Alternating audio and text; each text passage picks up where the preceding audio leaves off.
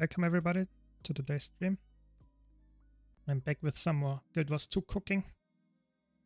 Let's see if we can come up with something crazy.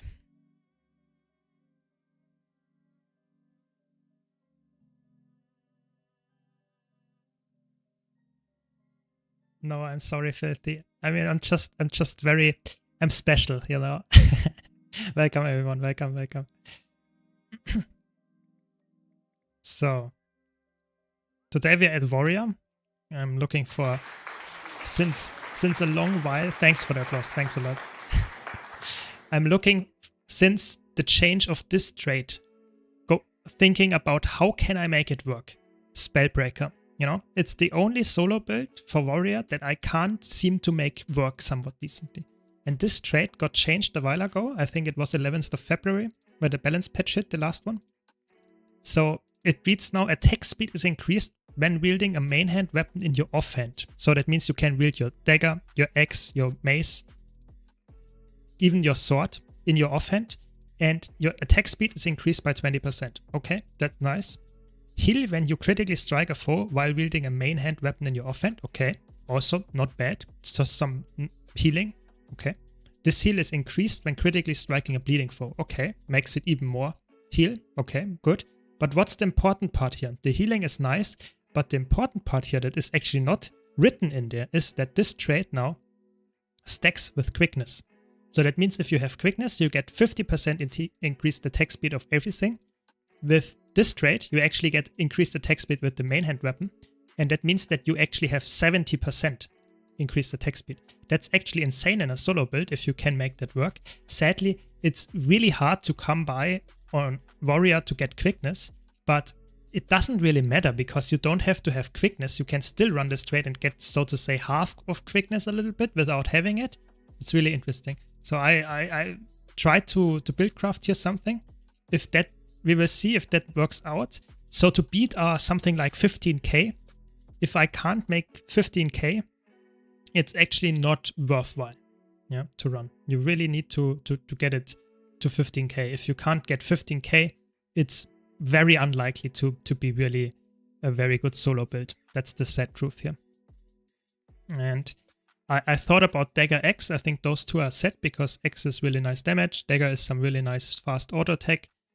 When it comes to the second weapon set, I'm not completely sure. I was thinking about X and then what in the offhand. You could put a dagger in the offhand, but dagger in the offhand is, I don't know, feels a little bit weak. It's a really fun animation and stuff. It's also really some nice healing in there if you run this trait here in Spellbreaker. But I don't know.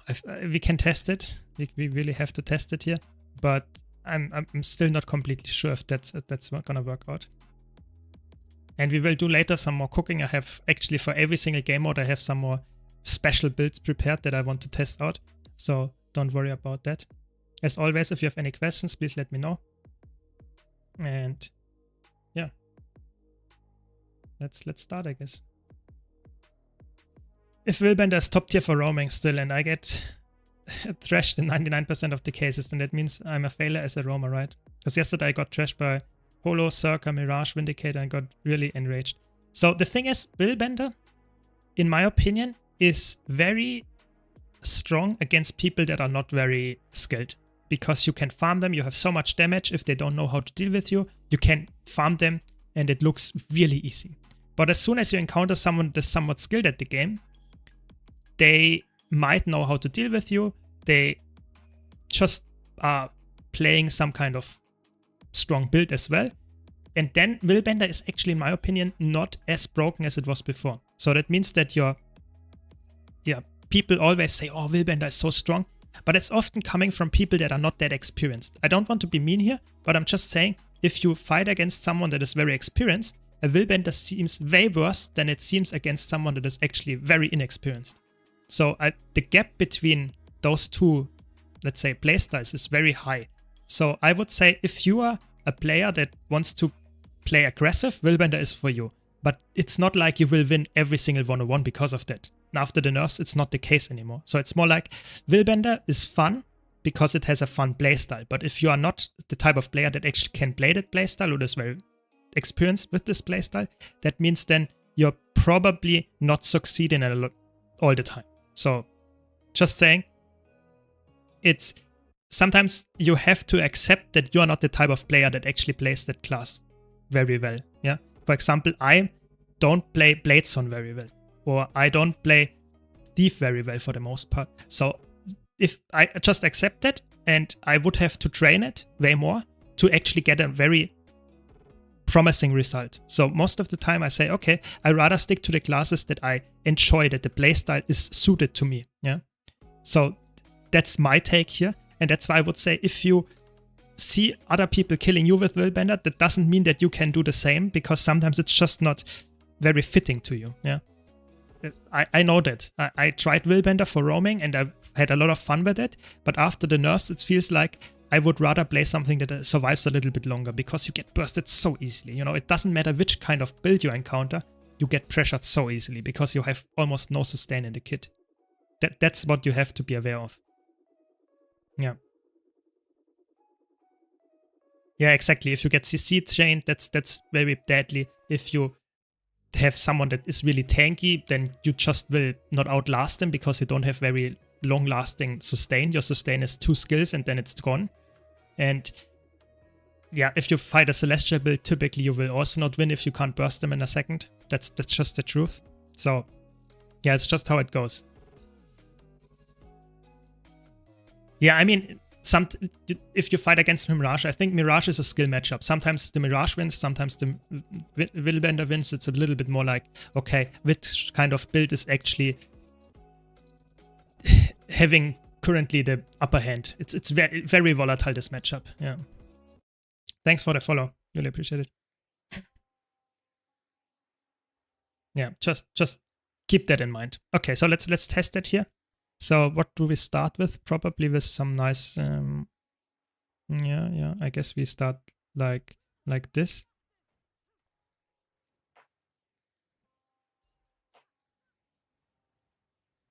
I mean, we get the vulnerability quite high at first. That's actually quite nice. You see the attack speed is actually insane with quickness. It's actually really fun. I like it a lot, actually. Maybe we should just spam on dagger actually here and just keep doing the dagger skills, because it's such a fast attack. Maybe it's not that bad. 18k? I mean, the sustain is sadly a little bit lower than I would like, because you have no protection, and that's really killing you. If you don't have protection on a solo build, that's maybe it's not the DPS increase actually to go for the 2 skill anymore. 18.5k, it's actually surprisingly high. Holy shit. I did not expect that. Okay. Let's try it now again. And maybe...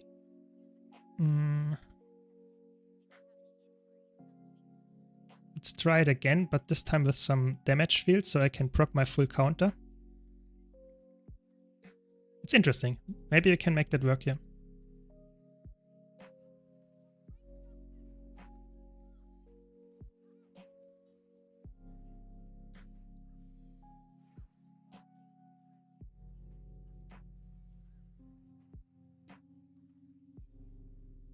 Yeah, I think the 5 skill is not worth using. That much is for sure. I also think the dagger auto attack is actually better. Yeah. The dagger auto attack is insane actually.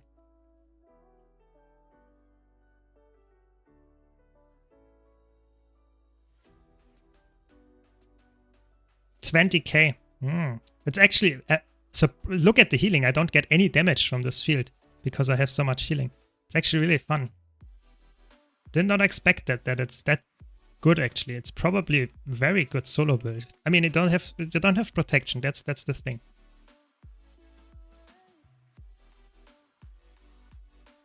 Maybe I can min-max a bit more here.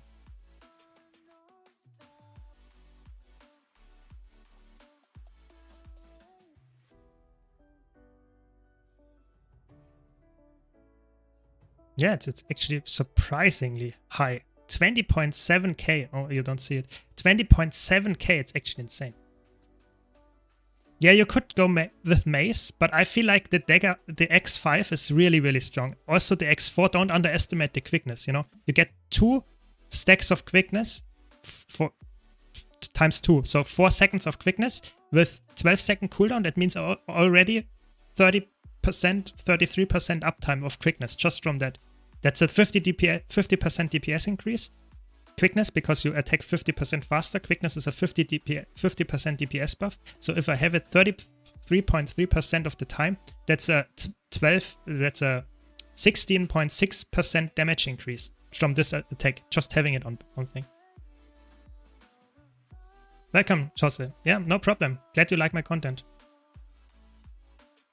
I mean, all my low intensity builds, I currently only have 1, yes, but there will be more. I will release, actually, I think the day after tomorrow, I will release another one of the low intensity builds, Jose. So don't be sad. Every single one of those low intensity builds don't have a weapon swap involved. So there will be one for every single class, and I will make a playlist for that. Yeah, so don't worry. Yeah.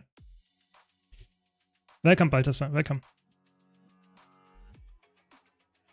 Mechanist is really good. So Mechanist in PvE is really good right now. So don't worry if you like it. Yeah. Thanks for the follow. Thanks. Really appreciate it. In competitive mech, it is not that good. In PvP and World vs. World, it's not that good. But in PvE, it's extremely good. Condi mech is extremely easy and very strong. Really strong, actually. After the patch, Power Mechanist will be really good with the rival stuff. It's really good. Yeah, nice. Welcome, welcome.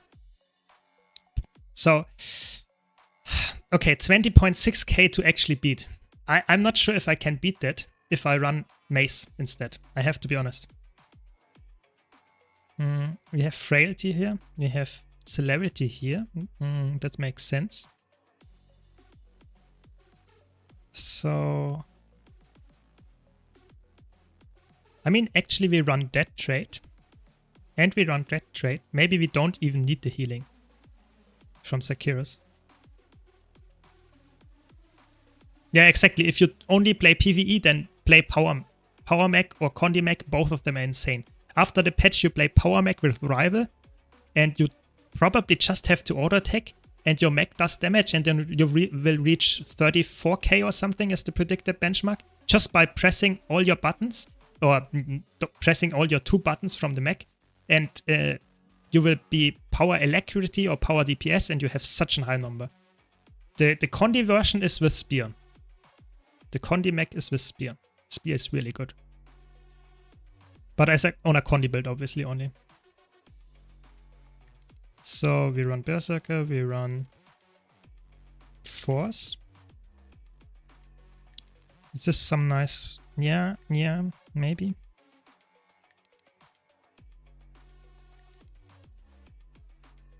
Yeah, Mace for utility is quite nice. But I'm not sure if it's... Maybe I can make it work. I mean, probably you don't... I mean, I'm not sure if I use the Kick. Kick gives some nice damage buff. What else would I use? It's a utility slot. You can swap anything here. You could probably also go with Stability, Stun Break, Condic Lens. But I feel like the best damage skill is probably Kick, because you get a 10% damage buff from your trait. Why is it 10% here and 5% flat? Yeah, I think that's worthwhile. Let's try it again.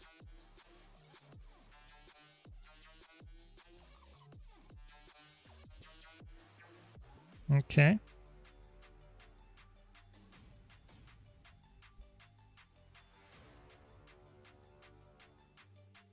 My might uptime is sadly not as high as I wanted it to be. I'm not sure. I think I shouldn't use the 2 skill. I have such a fast past auto attack. I think I don't need the 2 skill.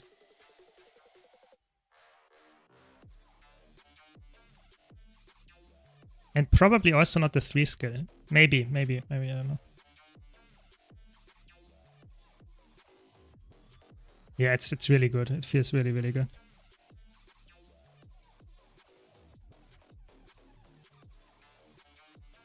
Maybe X...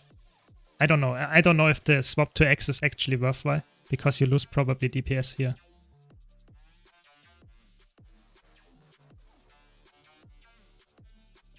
Yeah, I think that's actually working decently well if you just stick to this one. I mean, my might uptime is lower than I wanted it to be. Why is it so low? Celerity, frailty. If I cast it off cooldown, is it higher? Yeah, it's probably I get... Yeah, it's higher. I mean, it's fine if you don't want to weapon swap. There are a lot of builds that don't need weapon swap. It's just they are very underrated how strong they can be, and I want to promote them in my low intensity builds on YouTube. So stick around on my YouTube channel and we will get to every single class in time. Currently, I've started with Thief. Thief already has a Deadeye build. That's extremely easy. And this week I will get to Ranger. And next week I will probably go to Elementalist. That's my rotation. But there will be everything, yeah. And there will also be probably a Firebrand build. I'm not sure if it's Fire... Yeah, probably Firebrand. Yeah. I think that next week is the Firebrand week. There will be at least one, maybe two Firebrand builds next week that are actually coming out. Yeah. So, big cooking, yeah. But I always have to test it a little bit first to make sure that I don't spoiler you with something, yeah. And okay, so how can I get more might? Because I feel like my might is actually not as high as I want it to be. Do I have enough fury uptime? Thanks for the applause. Thanks a lot, Filthy. So my fury uptime is only 66%. My might uptime is not as high as I want it to be. Welcome, Adrian. Welcome. So this would be an immense damage buff. Actually insane. But I don't have might then. How can I get... Oh, I don't have fury then. This is such a good trade. Can I drop that for that? Ooh, I don't know. Do I have anything that gives me fury here?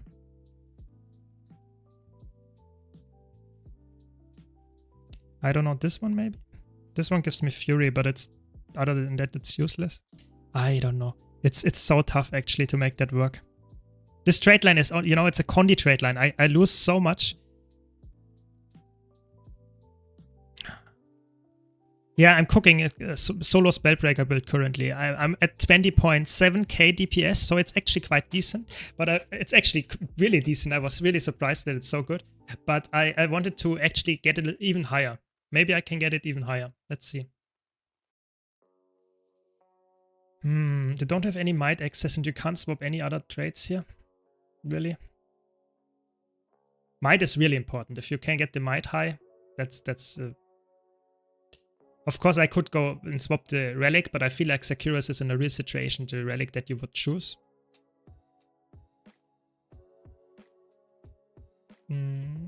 Is celerity worth it? Celerity gives me 5 seconds of quickness. Gives me every 20 seconds the thing. Yeah, I think it's actually worth it. I fear it's worth it. Okay, so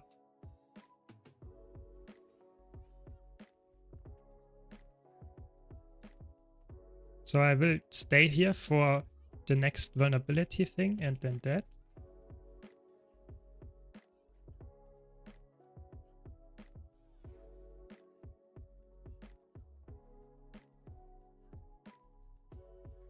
I feel like my opener is less DPS than I just auto-attacked, actually. I have to be honest.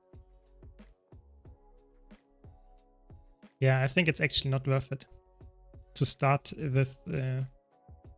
I don't know. Yeah, I think I have to start differently. I think the opener is key and I'm missing the opener here.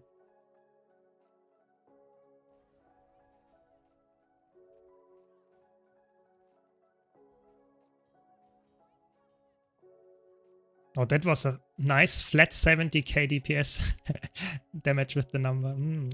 Clean. Yeah, that's a way better opener. Way better. And then you just stick to this, actually. I have to be honest. I think you just stick to Dagger X.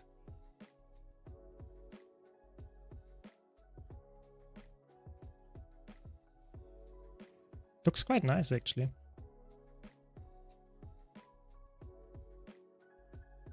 20.5k. I guess that's a good one. The vulnerability uptime is really good, I have to be honest. It's really good.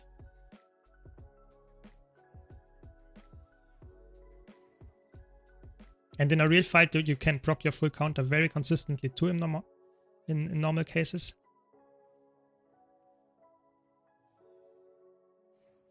I don't know. Looks quite nice. I think that's the build. That's the build. If you want X in the build and might maybe go discipline. Yeah, the thing is, I wanted, if I go discipline, what would I drop? So I want to, of course, I want to make a Spellbreaker build. So Spellbreaker is set. I don't want to make a core warrior build.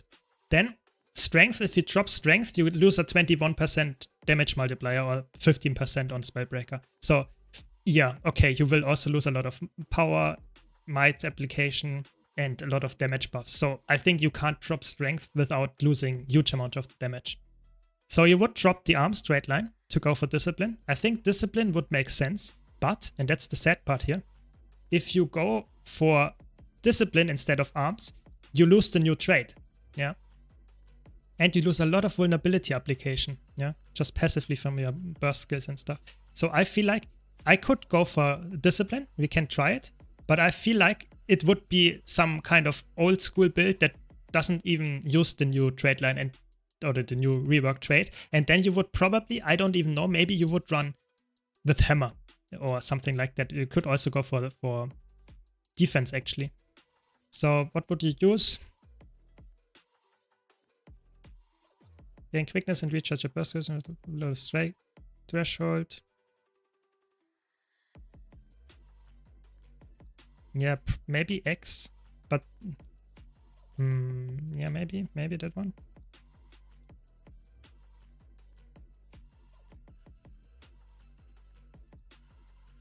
But I feel like your damage is lower. That's the sad truth here. I feel like the damage would be lower. We can try. We can try.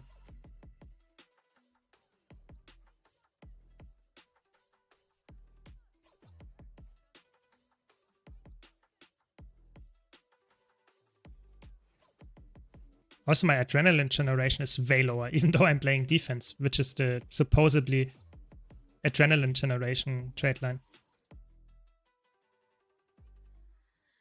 I mean, the damage number is rather similar, but it's not completely the same, sadly. You see, the attack speed is actually mattering a lot. So it's almost 2k less DPS because of the attack speed. Yeah, I think actually arms is the way to go. I would not have expected 17.9k only. It's not enough. Yeah, I guess that's actually the way to go then. I think arms is actually the new solo build trait line. And you have more healing. It's overall this trait line more damage and more healing. So it's actually insane, even though it's a Condi trait line or precision trait line actually. I think it's nice. We got it. We got a nice build. Okay. That's it. Let's go to play some cooking with Weaver again. So I was thinking a little bit about how to play Weaver. And I was thinking about a really tanky dagger Weaver for PvP. But I'm not sure. It's really tanky, but it's not really crazy how much DPS you can put out. So it's just like you die after 2 minutes, but you didn't kill your enemy either. So I'm not sure if that will work. So I think actually the hammer version is actually quite easy. Welcome, Echo Fox, welcome.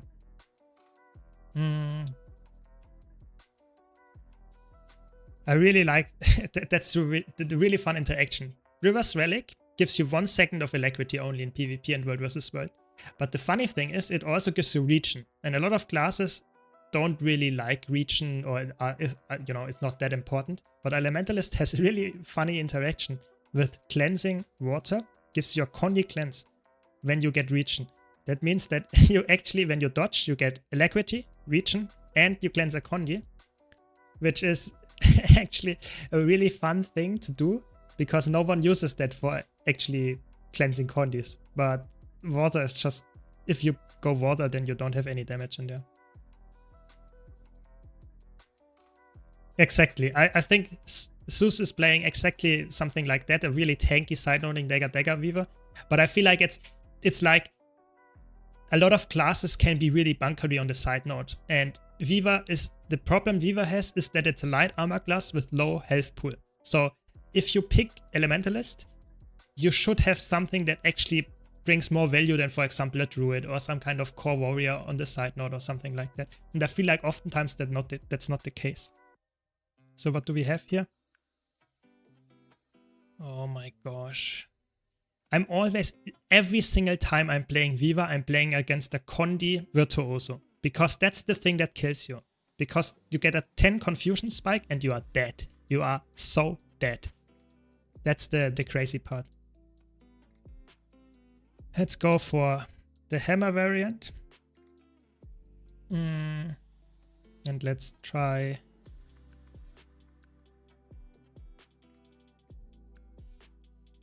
Oh, let's cook some stuff. Let's play it crazy. Let's cook some stuff. Ooh, I'm not sure if that's good, but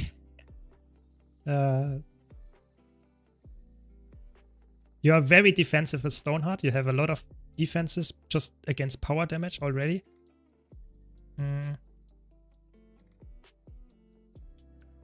You can use this trait, gain resistance after using a healing skill, because you have 2 charges on your healing skill, so that's really, really good. 3 seconds of resistance, that helps a lot. And I guess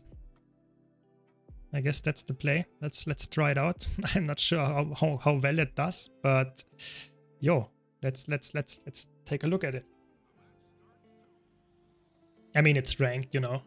It's ranked. It's not like it's something is really mattering too much, you know. I try my best to win this match, but it's not like I want to try hard to win a monthly AT or something. So let's see if I can get a 1-on-1.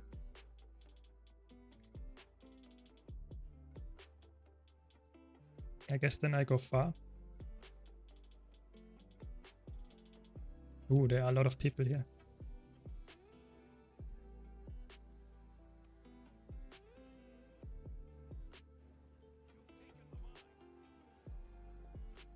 Okay. How did he die already?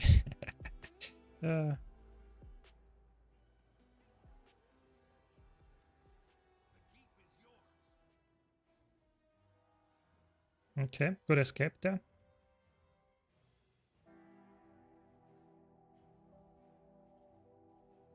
What is this? Why are we fighting here on the beach? But I guess it's also, it's working out for us. We have 2 points already. I guess I will just push too far. Someone might follow me.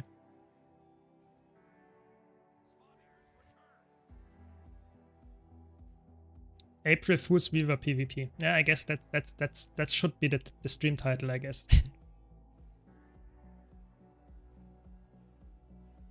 Yeah, I mean, that I really like Hammer Weaver. I think it's a really fun concept, but it's not as strong. In PvP it works decently, but in all other game modes it's not that good, sadly. Dagger sounds also really nice. I'm a really big Dagger fan on all elements of this builds, yeah. I have a question regarding adaptation rotation. A lot of processions have a clear rotation in the sense of press button 1 to 10 for max DPS boon uptime. But how do you know when using utilities like CC on a target with CC bar but also still takes damages is not a huge DPS loss? Ooh, that's a tough question. That's why oftentimes a lot of people that corrupt. So they have to concentrate here on the 1-on-1, then I will answer the question. That's a 1-on-1 that I really like. Yeah, I will just tank it forever.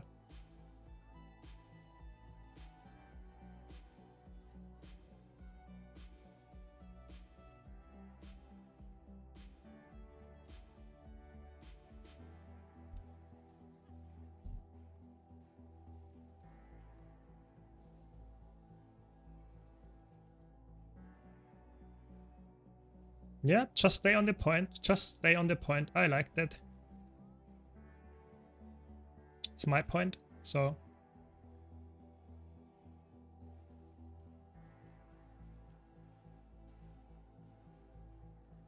No. Chill is killing me. It's fine. The sad part here is I would have lived if I would have cleansed the chill and not something random, some other random condition. So the thing is, you have always to consider, if you can make a DPS increase by breaking the break bar and getting the exposed buff, then it's working out well for you, because in the end that will be the thing that makes you deal more damage. Yeah. But if you, for example, use a CC in a phase where you don't need it to CC because your support is actually doing the CC correctly, then you wasted your DPS uptime. So it's something that you have to learn. It's really that's the difference between a good player and a really good player, is that you actually know when to use your damage skills and when not to use them. When to say, okay, now it's the time to actually go for some more utility focused stuff. Yeah. So if you know, for example, a boss is phasing, then you will probably drop all your DPS just to make sure that you get the damage numbers, even if it's not the correct rotation anymore. Something like that, to adjust to the situation, to adjust to the boss, is very important to do in most fights, and most people will learn that over time. It's an experience thing. So it's not, I can't give you one single tip and say, okay, always use that and use that in that situation. It's more like, okay, I have to understand the boss fight very well, and this will now phase in 5%. So I will probably not get out my full rotation. So I will now focus on the most DPS skills and not the skills that are actually in the correct order. Yeah. So stuff like that you have to learn. It's more like some experience thing. It's not about just telling you, okay, that's the way to do it. Yeah. Exactly. If it's not part of the rotation, then if you need the CC, if your support is not doing this alone, then you have to do it, because I feel like oftentimes if a DPS is reading for just DPS and is not going for CC, then that's a bad thing. But if you just wasted your CC or your DPS uptime because your support would have done it anyway, then that's on you. But that's the big problem here. When do you know it? When is the right time to do it? That's just experience. That's the sad part. If you, for example, in a fractal CM, just know, okay, then the attack will happen in 5 seconds, then I can trust my support, or I can't trust the support. That's just how it is. Sometimes you know, sometimes you have to learn it first. That's the sad part. And a lot of CC skills are actually in your rotation already on a lot of classes. So it's often not completely true that you have to drop your DPS. Sometimes you just have to change your order of your DPS skills a little bit, because sometimes the CC will come after the DPS. Sometimes you have to change it up. That's the sad part. I can't really tell you that's the thing that you have to do to actually make it work. This is one of the saddest PvP matches. I can talk a lot because I'm guarding 2 points for the most part, and I'm just not really fighting at all. I guess they are now in respawn, so probably I will get some fights.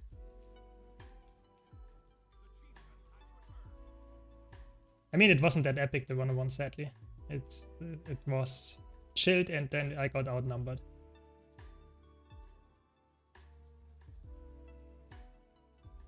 Yeah, I would say if you're playing Flash Golem and use your pistol and torch CCs. So for example, torch and pistol CC are part of your rotation, are they not?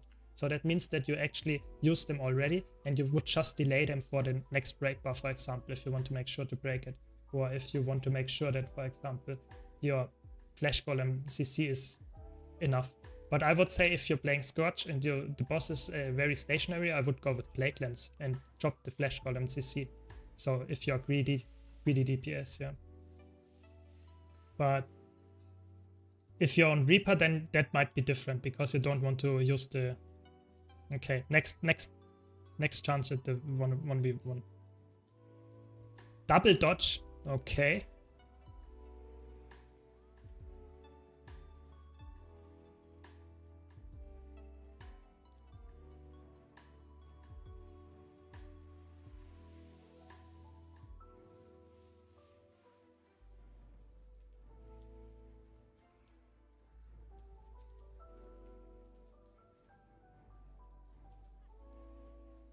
But if always the fear corrupt, that's really annoying.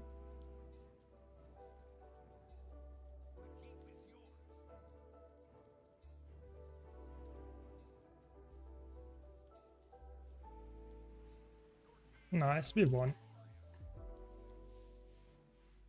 Yeah, it's sadly that's how oftentimes it's you just have to get more knowledge about the fight. That's the part here that I really have to emphasize, because that's the thing that you have to learn. You have to learn to get more knowledgeable about your build, when to use it, when to use which skills, because that's the difference between a good player and a really good player. A good player knows the rotation on a golem and can perform to 80-90% on the golem, but a really good player can do that in a real fight while still adjusting the rotation, the skills, to what is necessary to actually to improve the party DPS or do the mechanics. That's the real thing. A really good player gets really high damage number in a raid fight while still doing mechanics, while still knowing, okay, I have to CC now, I have to delay my stuff, because this person did the fight that often that they know, okay, this will improve my overall performance. It's the sad part. Yeah. Yeah, exactly. That's the sad part in Guild Wars 2 and PvE. Most of the DPS builds actually have their CC skills as part of their rotation, because they are already DPS increases. So that means that if you're just following your rotations blindly, you will do some CC, but most often you will not have the CC in the correct timing. So you will not have it in the correct moment, and then you have to delay it to actually make it work. That's just the truth. Yeah. Yeah, if you on 98 CM in Fractals, it's very likely that you have to run Flash Golem. It's also because the Plague Lance might not hit all the time if she dashes around a lot. So I think it's actually okay to drop it there. But if you have a very good support and they can CC alone, which should be the case to be honest, then you can greed for DPS with Plague Lance. But that's the sad part. That's why people really like to have high experienced players in their group, because that leads to the supporters being way stronger and being, so to say, capable of solo CCing.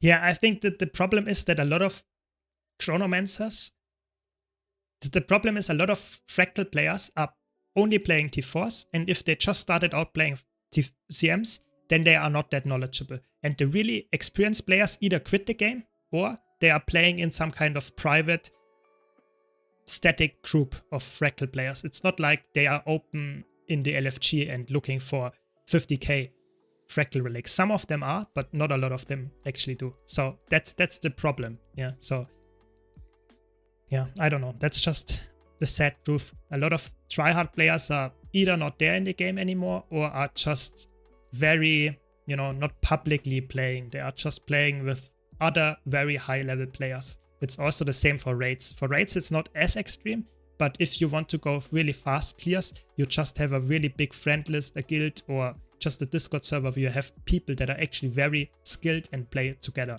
That's the sad part. They all live in their own bubble. You have very skilled players that stay together, but they don't mix in Guild Wars 2 that much.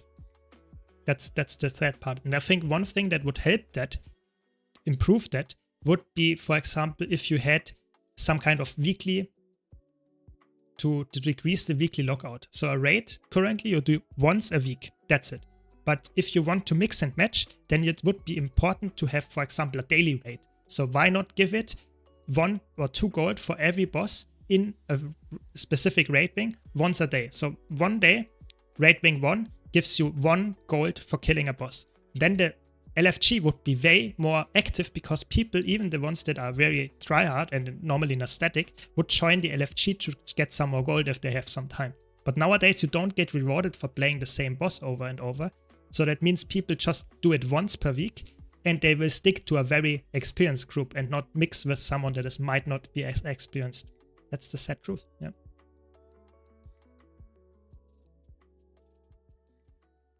Are players that commit to one class better than players that play multiple classes? That's a good question. There are 2 answers to this question. The one answer would be yes, people that commit to one class played one class better, but the really, especially for competitive modes, the real answer is no. I think people that play multiple classes and play them a lot are way more experienced, because they know how to play against another class and stuff. So they have way more insight. But it's also true for PvE, for example. If you know that a Chronomancer can, for example, upkeep protection by pressing one button, but is somewhat lackluster if it doesn't have a target, then maybe you can help them giving protection if you have some kind of protection spell in your kit and you would normally not use it, something like that. That you have some more knowledge that can help you. Yeah. And I think that's actually, it's always about how much time you spend on a specific class versus how much time you spend overall in a game. So for example, I spend a lot of time on a lot of classes, different classes. But if one person just plays, let's say 3 hours per week and splits it over 6 classes, then probably they are not that experienced. But if you play, let's say 20 hours per week and split that over 6 classes, then you might have more of a positive factor of that. Yeah. And it's obviously true, Echo Fox, you're right there. It's also depending on the profession. Yeah, that much is for sure. So what do we have here? A lot of DPS.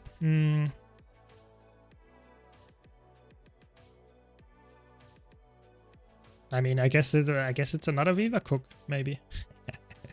Yeah, it's also on type of the profession. So if you are playing a profession that is somewhat easy to play, for example, if you're playing Scourge, which is in PvE quite easy to play, then I would say if you stick to it, you will master it, yes, but it's not like, okay, you will be absolutely insane and will be top DPS on every boss. That's just not possible with that spec. But if you, for example, are Mirage main and you are not very good at it when you start out, but if you play it 20 hours per week and you just stick to Mirage, then you will get better over time and be really, really good. That's just the thing. But you have to get muscle memories on every single boss and every single class that you play, and that's just harder if you play multiple classes. That's just the truth. Yeah. Yeah. Exactly. I think Not is actually on a good argument there, a good point there. You should start with one class and learn the game on one class for the most part. And if you then get bored, if you know a lot about the game already, then you can play a different class and try to get better at it. I think you should not start and get to level 80 and say, oh, I'm a professional now on this class, and then you swap instantly to another one. That's not gonna work out. You have to stick to one for a little bit to actually get better at the game and understand how the mechanics work. Yeah. And it's true actually for any game, I would say. Yeah. You should start with something to actually understand the game mechanics, and then you swap after that the different classes or whatever there are in the game. Yeah. The keybinds are not helping in that way. That's true. Okay, let's try to... They completely ignore me. No, don't ignore me. I want to be the focus. But my Necromancer is so dead. It's not even funny anymore.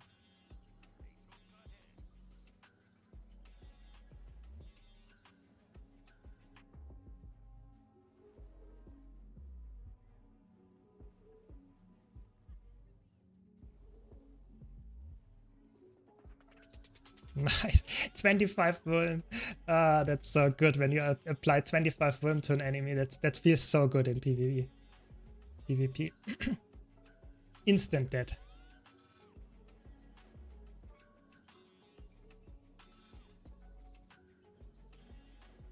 Nice. I will now push far because they are all on respawn. And I want to be outnumbered because I'm very tanky and not very DPS oriented. Oh, come on, the E-mob is a nasty.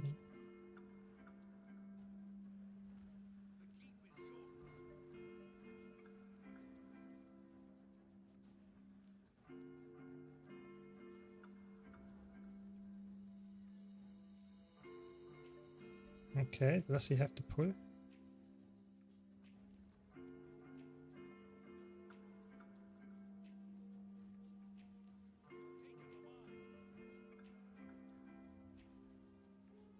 I don't know if I can win this actually in time, but we can try.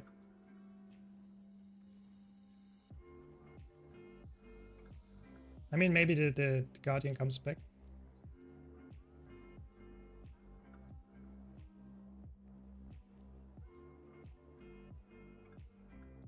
Nah, I probably can't win it in time. Why is everyone and their mother playing Bunker DH? It's actually insane. The side noting in PvP right now is like you have to play a Bunker spec. That's so sad actually.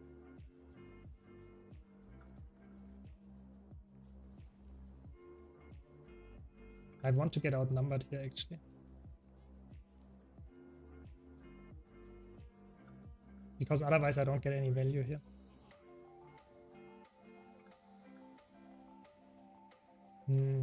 Sad. Yeah, keybind templates. I mean, that should be in the game, you know, templates. I mean, there are... I think you can easily swap your keybind setup if you have multiple keybinds thingies, you know.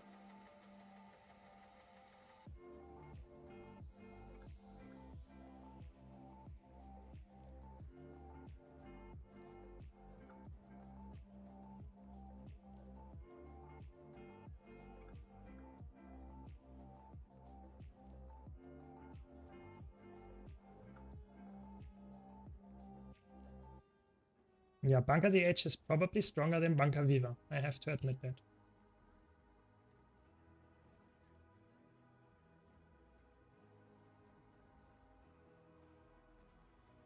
Ah, nice 1v2. That's where we want to be.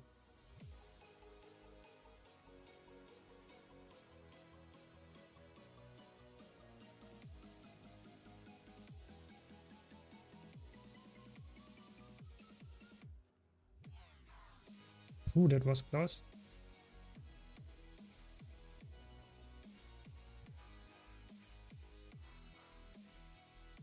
Yeah, I mean, keybinds in Guild Wars 2 very annoying. I think not only keybinds, but also graphics settings. I think you should have different options for graphics settings depending on the game mode that you actually go into. So if, for example, if I go into World versus World, I want to lower my character model limit. And that's, I think, something that would be really cool as well for keybinds. So if you go to a different character, your keybinds are changing. Especially, I think it should be class dependent. So if you want to go to Ranger, you have different keybinds, for example, than on Elementalist, because you have potentially the untamed keybinds going in there.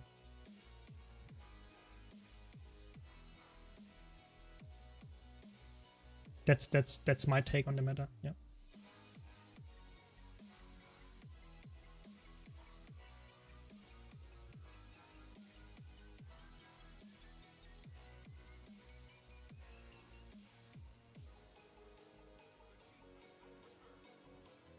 Okay. Can we make that work here?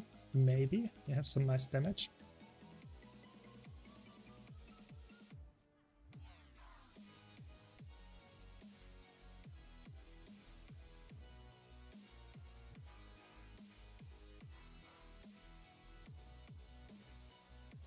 Ooh, I think they're dead. Yeah, I mean, this is not working. We have no damage in our team, and I can't win a 1-on-1 against this Guardian, sadly, in the enemy team. Yeah, sometimes, you know, you shouldn't play Bunker. That feels very unimpactful. I think next match we have to play something aggressive. But I feel like Bunker DH is really good in PvP right now. That's the sad truth.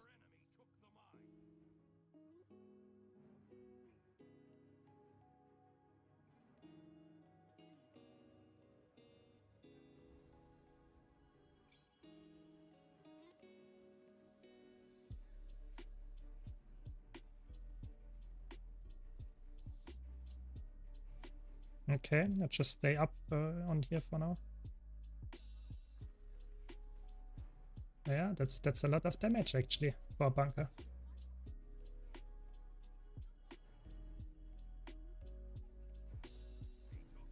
I have so much damage.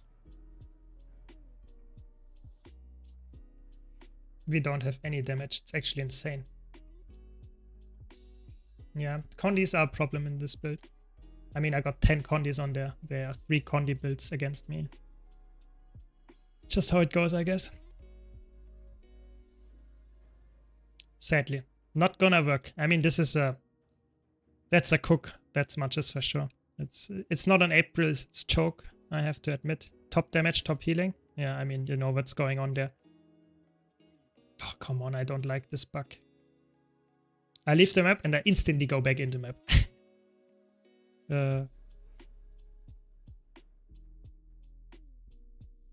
As always, if you have any questions, new players, veterans, whatever, let me know. I'm always happy to try to answer them at least.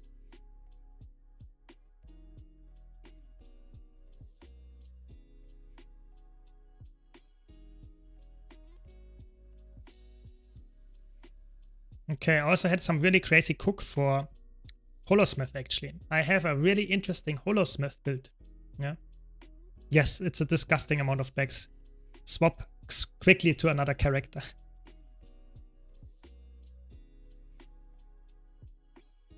So I have a very disgusting Holosmith cook here.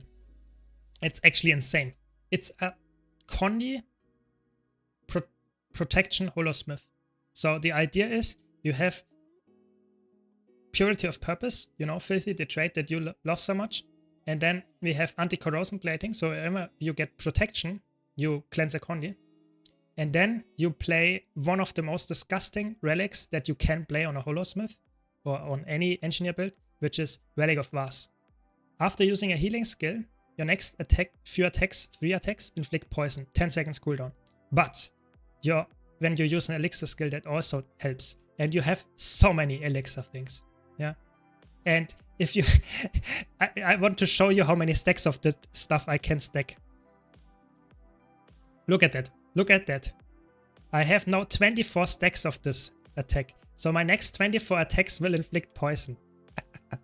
So funny. It's not very tanky. It's not very... The DPS is not that high actually. But it's... that's actually... Ooh. That's so insane. No, it wasn't me actually. It was not me. Don't worry. Yeah. Holo in PvP is actually a decent pick right now, but you would play it as some kind of protection Holosmith, where you use this trait and use a lot of alchemy to actually make it work, and you play a full power build. You wouldn't play a Condi build. Yeah. Maybe it was a... maybe, but I think this build is sadly quite known. A lot of people know about this Relic of Vase being absolutely broken on a Holosmith. Because this is also an elixir. So you have so many elixirs in your kit, it's actually insane. And all of them apply this thing here. And look at my boons. Look at my boons. It's actually absolutely disgusting how many boons you have on this build. And you just get passively. I think the purity of purpose is probably not even the meta pick. I think I should go for something different. I would probably go for the HGH trait to get more might. Yeah, that's probably the way to go when I think about it. Because every elixir gives you might then, and the cooldowns are needed. No, I think the cooldowns are not... I think the cooldowns stay the same. What's your opinion? Power or Celestial Harbinger? It depends. In 101s, I think the Power Harbinger is better because it has more sustained damage and is very, very hard to kill in a 101 for almost any build because you have so many life-stealing tools, you can stick to your target and stuff. But in outnumbered situations, you actually lose value because you can't provide a lot of quickness. You are overall less... I don't know. I feel like in outnumbered situations, I really like to play a Celestial Harbinger. Yeah, that's my answer. I think Celestial is better in really tough situations outnumbered, but in 101s, the power one is actually really hard to kill. Yeah, the duration is actually also increased. That's insane. I think that's the better trait then. Just unlocked my Willman and Reaper and can't wait to try them out. Yeah, Ty, I can see that. That's a question from YouTube or comment from YouTube. I am totally with you. I think that's so fun. Willbender and Reaper are one of the most fun builds to play actually right now. So have fun with them. Yeah, glad you enjoy my guides. Yeah, if you play Holosmith, you are very squishy. Holosmith is very squishy, but it's very good right now in competitive modes, especially World vs. World as some kind of DPS in World vs. World circs, but it's also a decent roaming build. And in PvP, it's a very underrated build that will get buffed with the next patch, and it will probably be a meta side noder then. So, yeah. By the way, let me know if the music or my voice is too loud or not loud enough. Please let me know. And I don't know. I like to try different builds and make them work. Let's see if we can find a nice 101 for this one. Because I have to be honest, this is a disgusting build.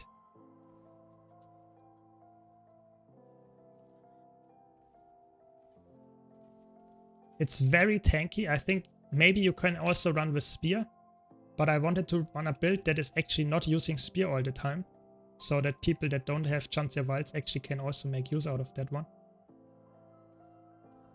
You could also run Celestial, I guess, for this one. I think that would probably work as well, but I don't always want to use full Celestial. Nice. Okay, that's good.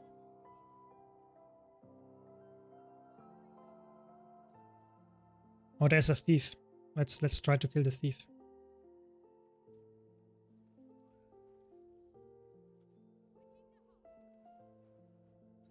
Oh, it's a Condi thief. Oh, we like that. We liked it a lot. We have so many Condi cleanses.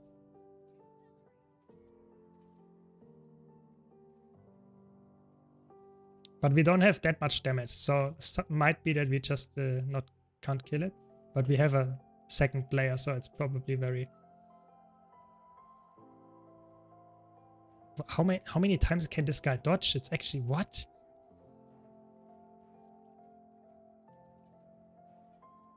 That's just annoying.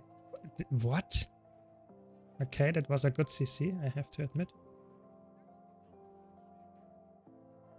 He's perma-dodging.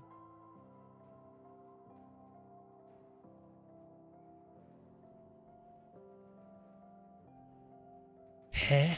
That can't be... Is that a real build? Now he's dead. But that's insane.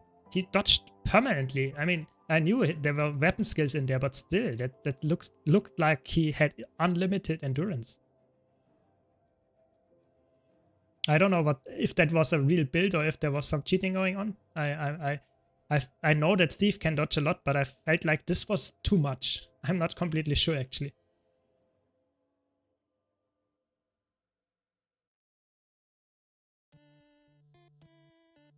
Yeah, I mean, it looks like a real, but it's just very annoying. I mean, the damage was not there, to be honest. I was not getting a lot of damage here.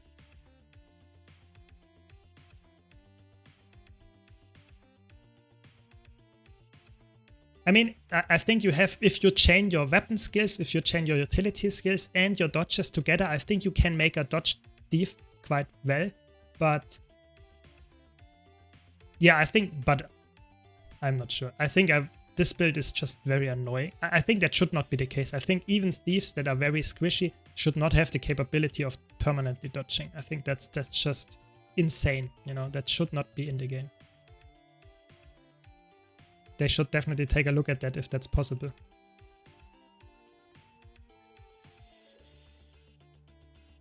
Ah, he's back. We can take a look at it again. Okay, now he's stealthing actually. So he's not playing the same build anymore.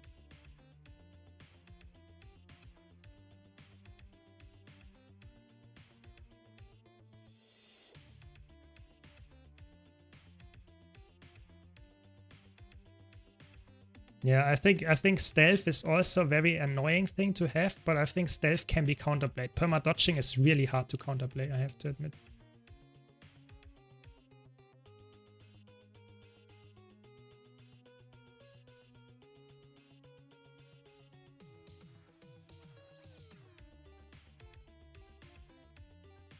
Yeah, I mean, I guess we can't kill this guy.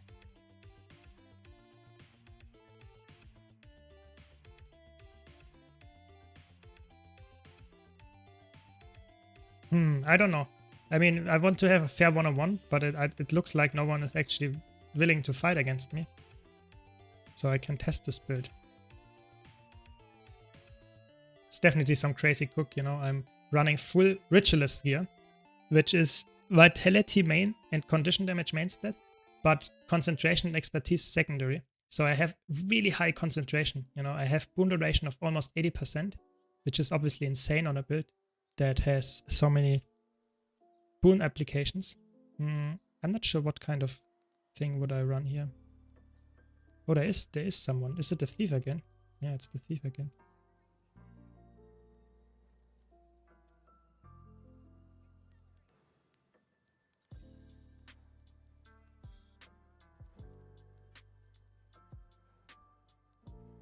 I think he's now playing a normal build. But I think he will lose actually now because he's playing a normal build. At least if I hit my skills at one point.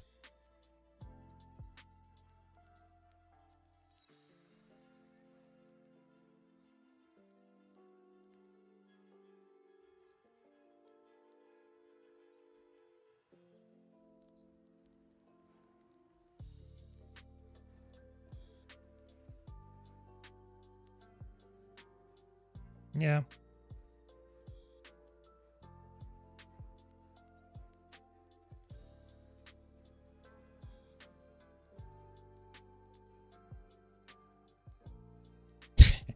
Classical thief gameplay.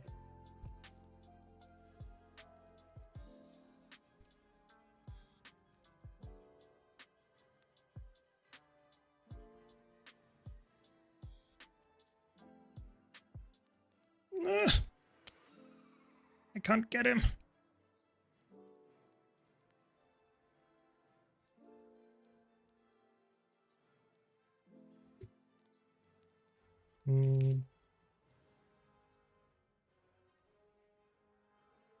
It's so fun. My dodge does the most damage.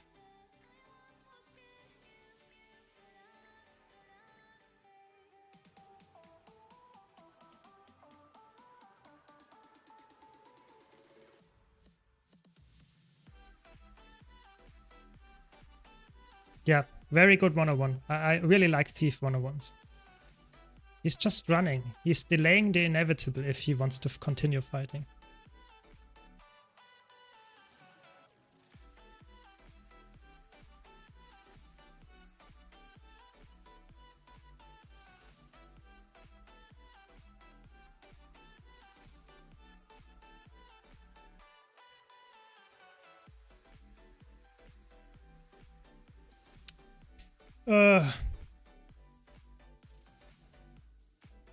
Really? They did it? Nice. I mean, it was supposed to happen today, I guess, but very good. They did it, finally. Oh, come on. What is this 101? Is it even a 101 at this point? Is it just some kind of really annoying fight? I didn't even use my thing yet here. Now I have to.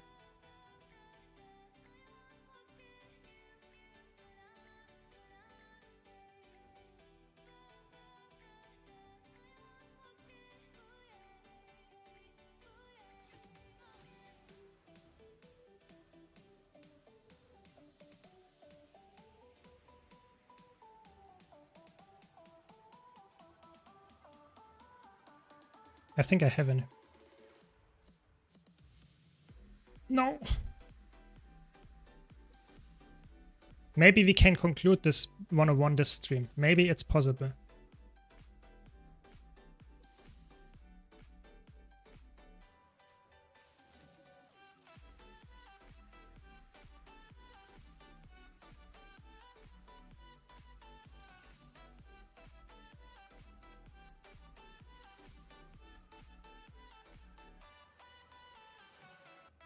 No, I think it's not possible. That's just Thief in a nutshell.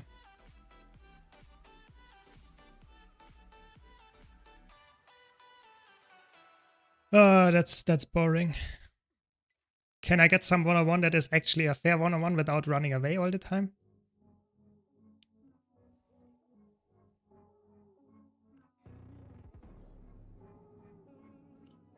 I mean, there was, I don't know. I feel like I wanted to test and get more sample size if it's better to stream in the evening or in the afternoon, for me at least. I think both of that times can work out if I have time. So that's the reasoning here. But I don't know if it's consistently, I don't know. I just felt like it. Okay, we can go back in. Let's do it again.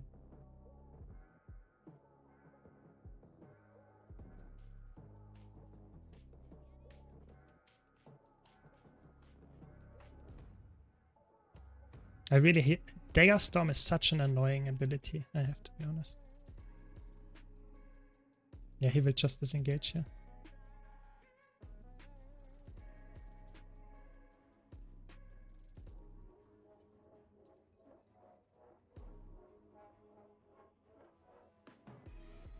Look how many dodges this guy has, even when he's playing dagger pistol.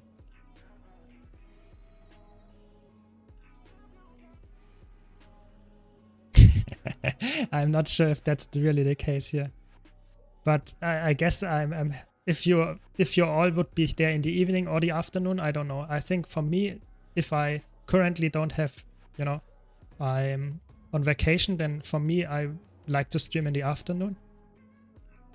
But if I have work to do, then of course I want to stream after work.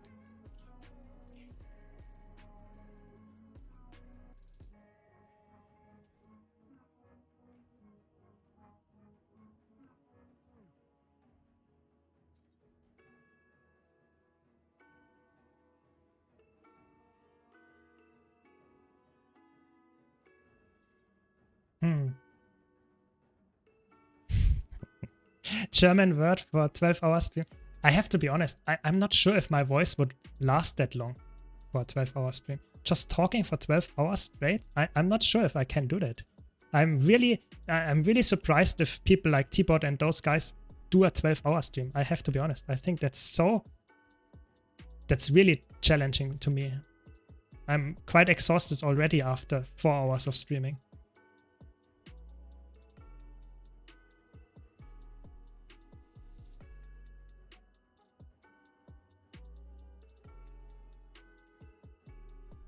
But I guess at some point I want to do it as well. You know, it's a fun thing. Oh, we have a 101. We have it.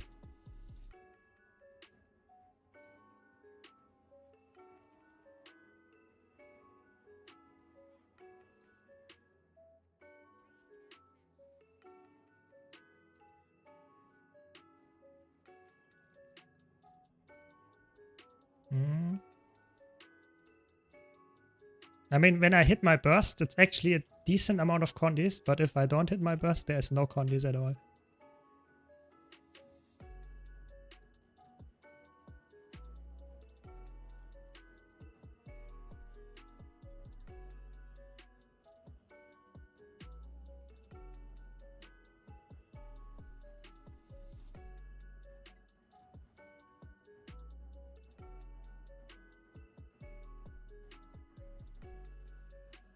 Nice, I got him. Very nice.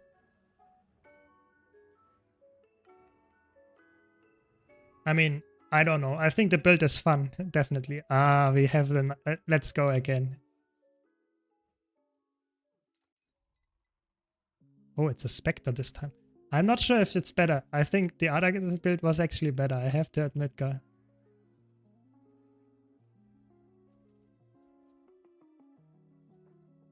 I have to admit, this is not working out for you, I guess.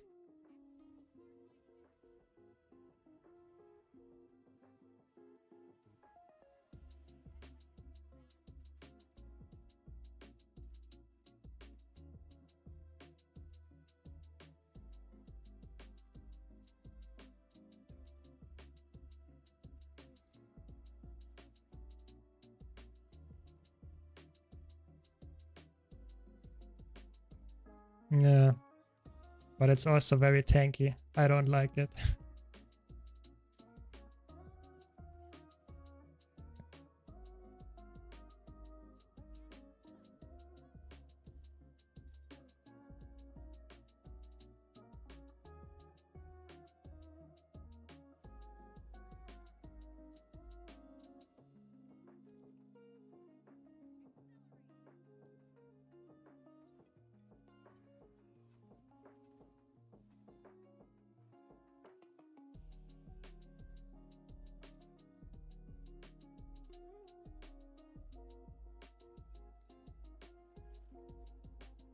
Yeah.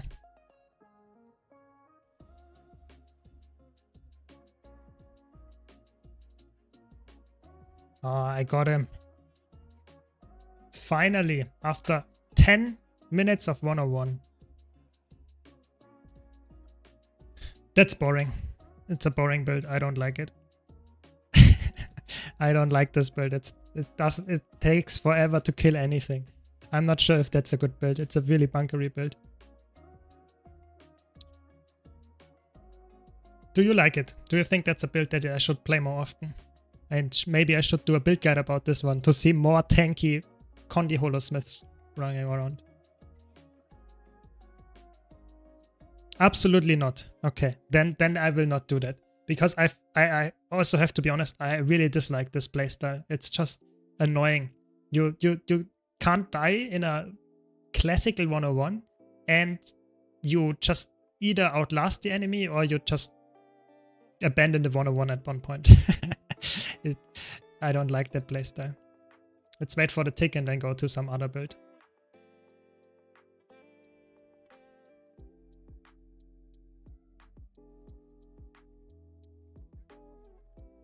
Yeah, I mean, I think World vs. World currently the state is, for roaming at least, I feel like you play a very tanky Celestial, maybe Trailblazer or something like that, or you play a full aggressive build. There is no middle ground, I would say.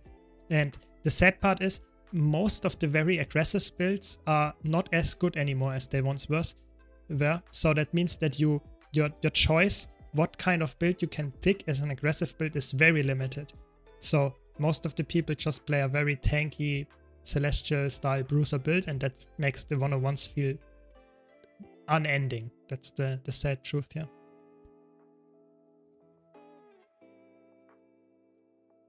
I don't know. Okay, it's not Holosmith. That's not what we want to play.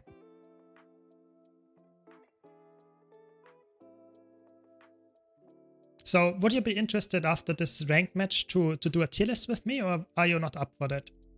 Because I want to have some nice tier list in the future as well. But if you don't want to engage in some nice conversations about raids, we would do a tier list about raids this time. Would you be interested in that?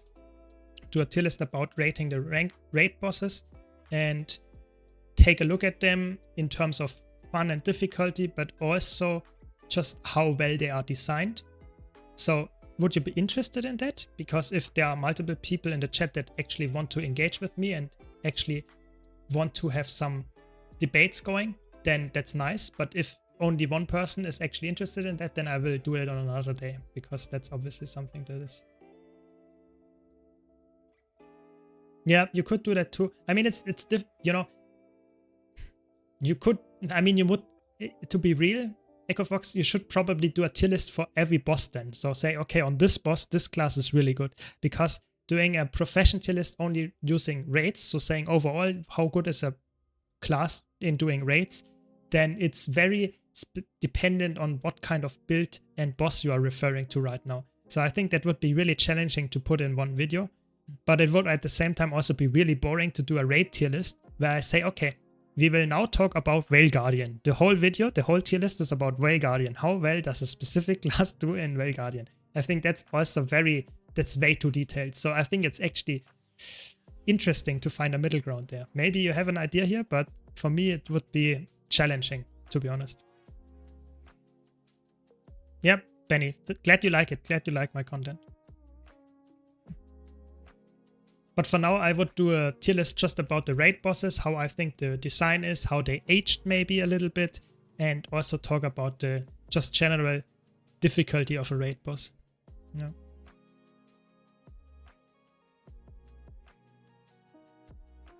Yeah, I feel like power versus Condi boss debate is completely outdated outside of CM, LCM. I've never been the lowest pure DPS player with Scott simply because most people suck at power DPS. Yeah, I think that's the thing. First of all, in pack scenarios or in not really tryhard scenarios, the debate of what kind of boss is actually, you know, favoring what kind of build is completely irrelevant because most people are not performing anywhere close to the amount of damage that you really need to do to play a specific build. Yeah.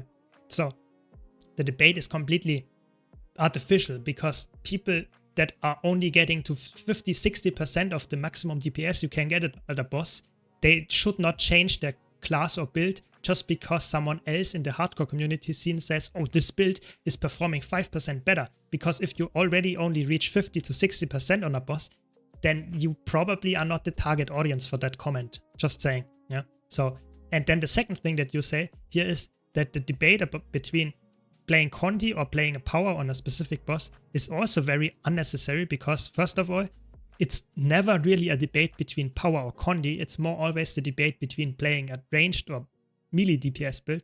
And a lot of people are really bad at melee DPS builds because if you have to do a mechanic, if the boss is moving around, then your melee DPS build is just losing. And the sad part is, oftentimes the melee DPS builds, let's for example look at Power Soul Beast, are way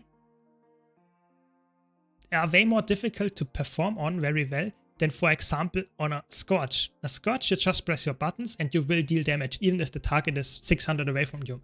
If you're playing a Soul Beast and the target moves out of your X5, you will lose, I don't know, 20% of your DPS, which is obviously insane. So that means that a melee build is way more punishable than everything else that you could play or as a DPS pick. So what do we play here?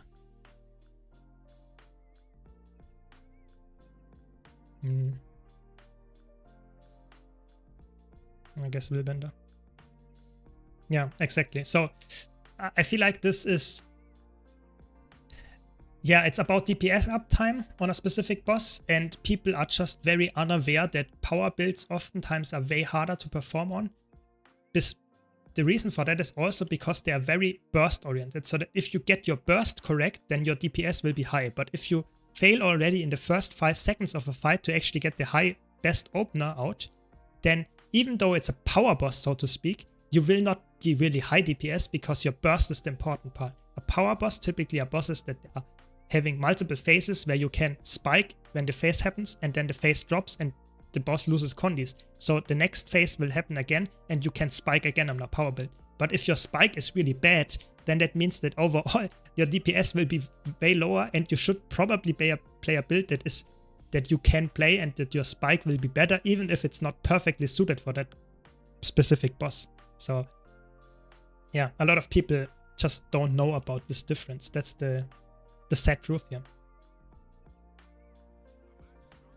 Yeah, we can talk about that after this match. We will talk about a little bit about raid bosses, and I can also mention which kind of bosses actually preferring a specific type of build, because I feel like a lot of people say this and this bot is a condi boss, but that's not always the case, and the specific reason often why people say this is a power or condi boss is not clear at all, because sometimes people say, oh, it's a power boss, but why is it a power boss? So sometimes you just want to have the real answer to that question and not really someone that just says that's just the case. I don't know why.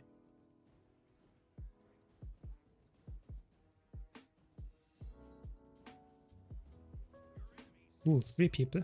That's a bit much.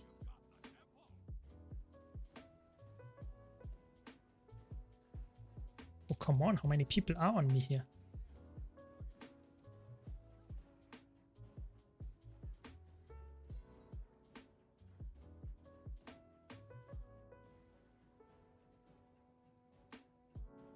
Nice, we got it, oder? Please, let me move. Can't move. It was a nice sustain here. It was a nice sustain for sure.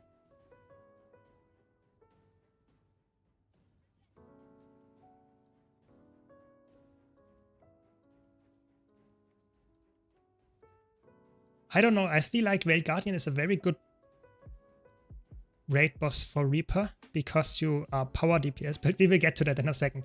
But power DPS is very favored on Veil Guardian.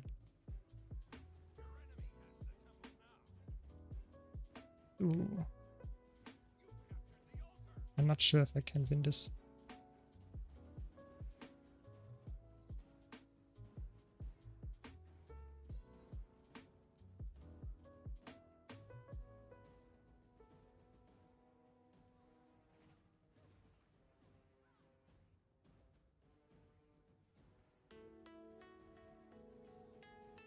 I'm not sure if I can win this 1-on-1.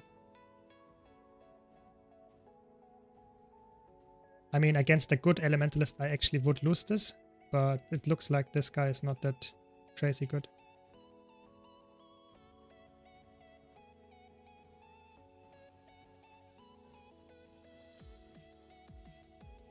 Oh, it's actually insane. I should not play this, actually.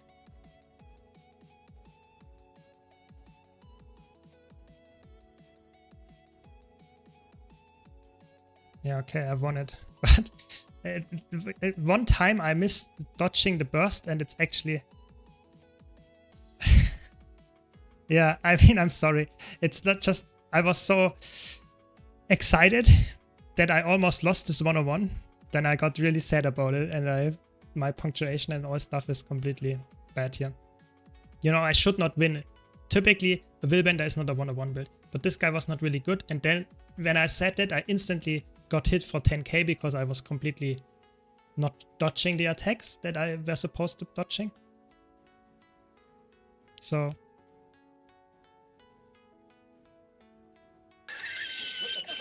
I don't know. Please don't do it. Don't do it. Come on.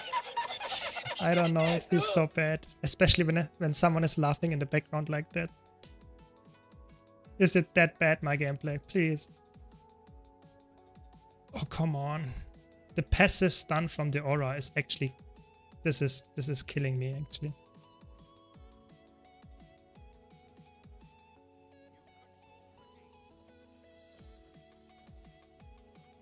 Oh, again. Now I'm dead. Okay, never mind. They were trolling.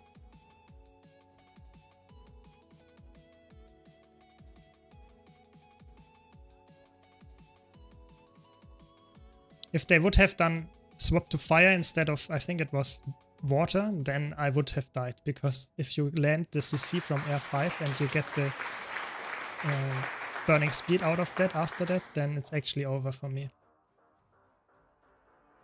Okay.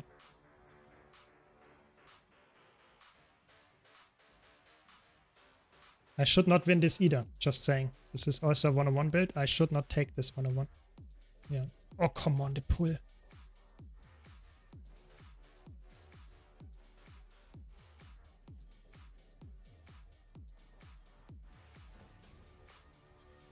Why are we losing, actually?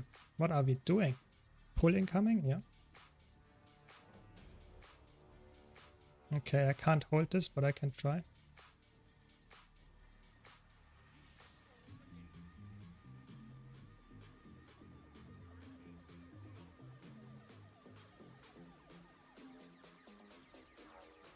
Yeah.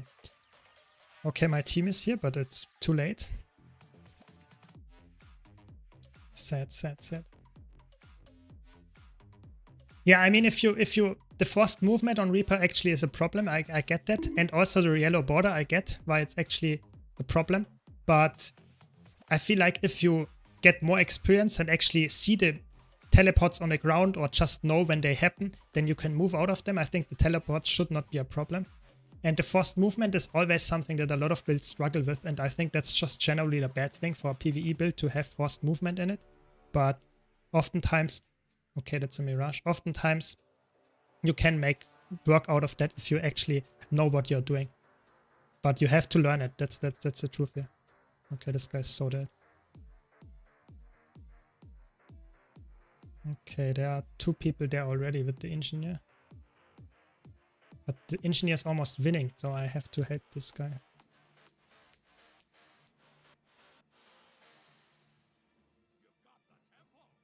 Okay, there we go.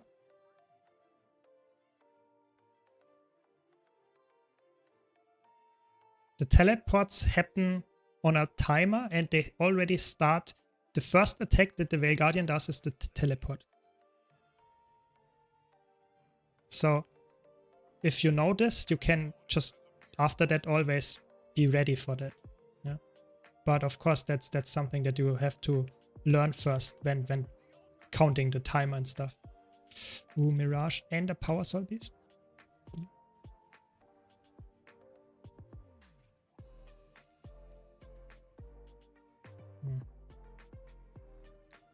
Oh, Power Soul Beast with X and PvP. That's a cook, I have to admit.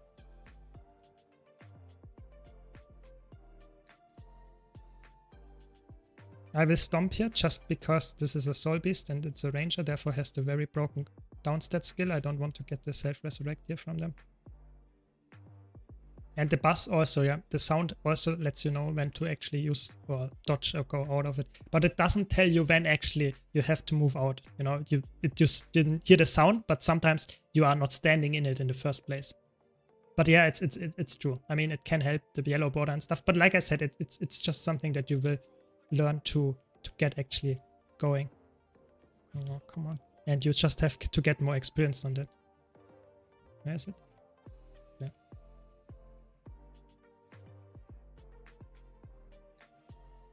Oh, how many people are coming here?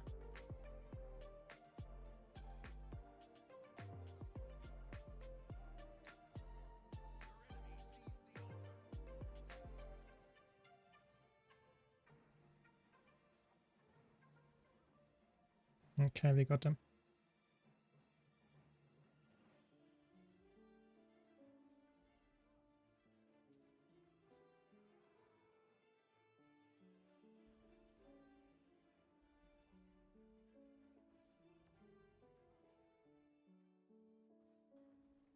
Yeah, I can't play against this. This is my natural counter. Longbow, Hollowsmith. They have more range and more, let's say, burst damage in one spike from range. I will die to it all the time. It's like Power Word against Willbender. You always lose against them.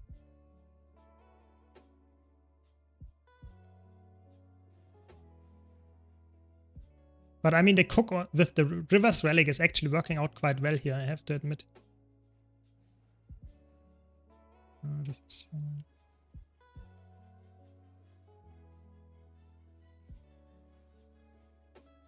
This guy shouldn't have stability up, so we could maybe go for DPS greed here. Or I just go for the decap. I guess I go for the decap.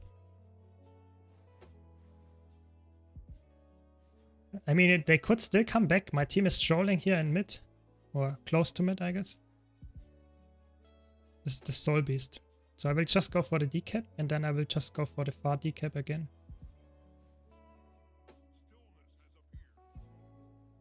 That CC was actually very unlucky, I have to say.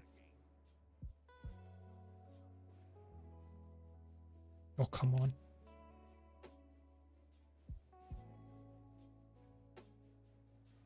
It's actually, this was quite a throw, I have to admit. Okay, the dog got the decap here.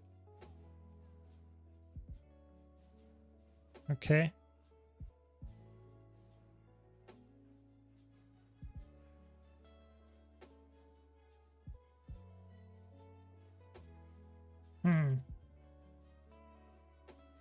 Maybe we have to go on this guy.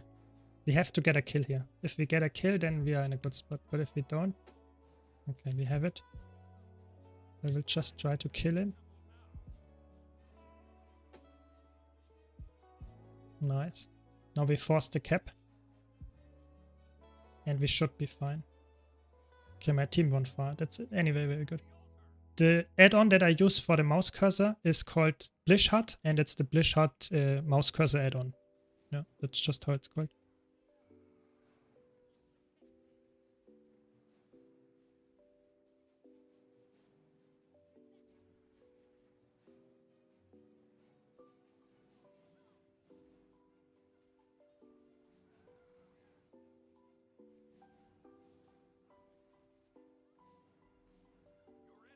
Yeah, we won it. Very good.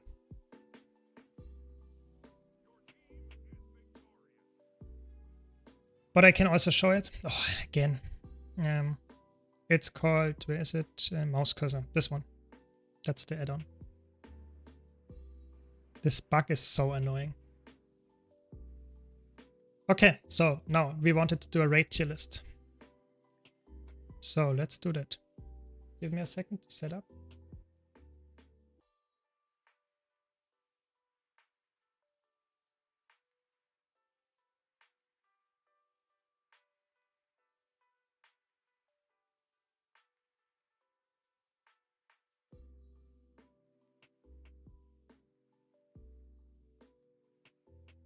Almost done, almost done.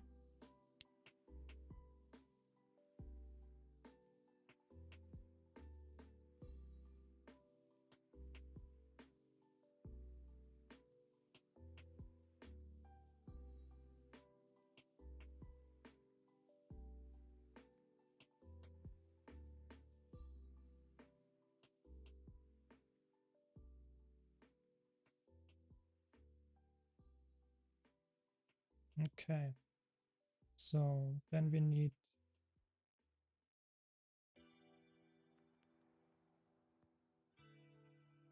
like this. And then, I mean, my face is always in the way, but I guess can't change that too much.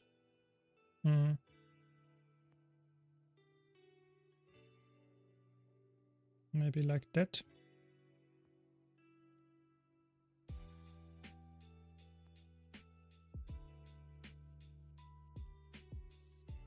Now it's better. Okay. Yeah, let's do it like that. Let's do a raid tier list. So, what am I talking about? I talk about every single raid boss that we have. So, up to Wing 8 currently. I will talk about the normal modes, and I will rate them in terms of fun and design. My opinion, of course, on the left side. And in terms of difficulty, somewhat objective difficulty on the right side. Yeah. So we have on the left side S to D tier in terms of design. I guess that makes sense. We will go for very hard on top, hard in the middle, medium, and I guess easy and very easy. Those are the difficulties. As always, let me know your takes in the comments or in the chat. And with that, let's go, I think, chronologically and start with Veil Guardian and Wing 1. So, I think the design of Veil Guardian is very good. I think it's one of the best designed raid bosses because it has a lot of nice mechanics in the fight. It is very fun in that sense that it has not too many annoying mechanics, but it has mechanics that are punishing. The green mechanic is very cool. The split mechanic with that you need Condi, that you need Boonstrip and stuff requires the squad to focus around. I think that makes sense. For me, VG is A tier. I think high A tier. It's a really fun boss from the terms of how it's designed. It is not my favorite boss. We will get to which boss is my favorite one. But in terms of design, I think it's a very good one. How difficult is Veil Guardian? I will now talk about which boss is how difficult to the current time. So 2025. At release, it's completely different. Yeah. And I would agree that because of that, you can see that the power creep made Veil Guardian less interesting. At release, it was S tier, but now it's more like lower than it was before because you can skip all the mechanics, you know. Sometimes you just ignore almost every single mechanic. Break bar, the green mechanic. Even sometimes the seekers can be mostly ignored and that kind of stuff. The tiles on the floor, they light up. That you can also ignore that stuff. It's just insane. Thanks for the follow, really appreciate it. But in my opinion, I still see the base design and it's fun. The difficulty, I would say, is easy. I think Veil Guardian is easy. I'm talking about raid bosses. I'm not talking about how easy it is compared to, for example, Iceroot Construct Strike Mission. Obviously, that's then it would be very hard. But I'm talking about compared to other raid bosses. Yeah, this is about raid bosses. This is the tier list about raids. So, what kind of question is it here?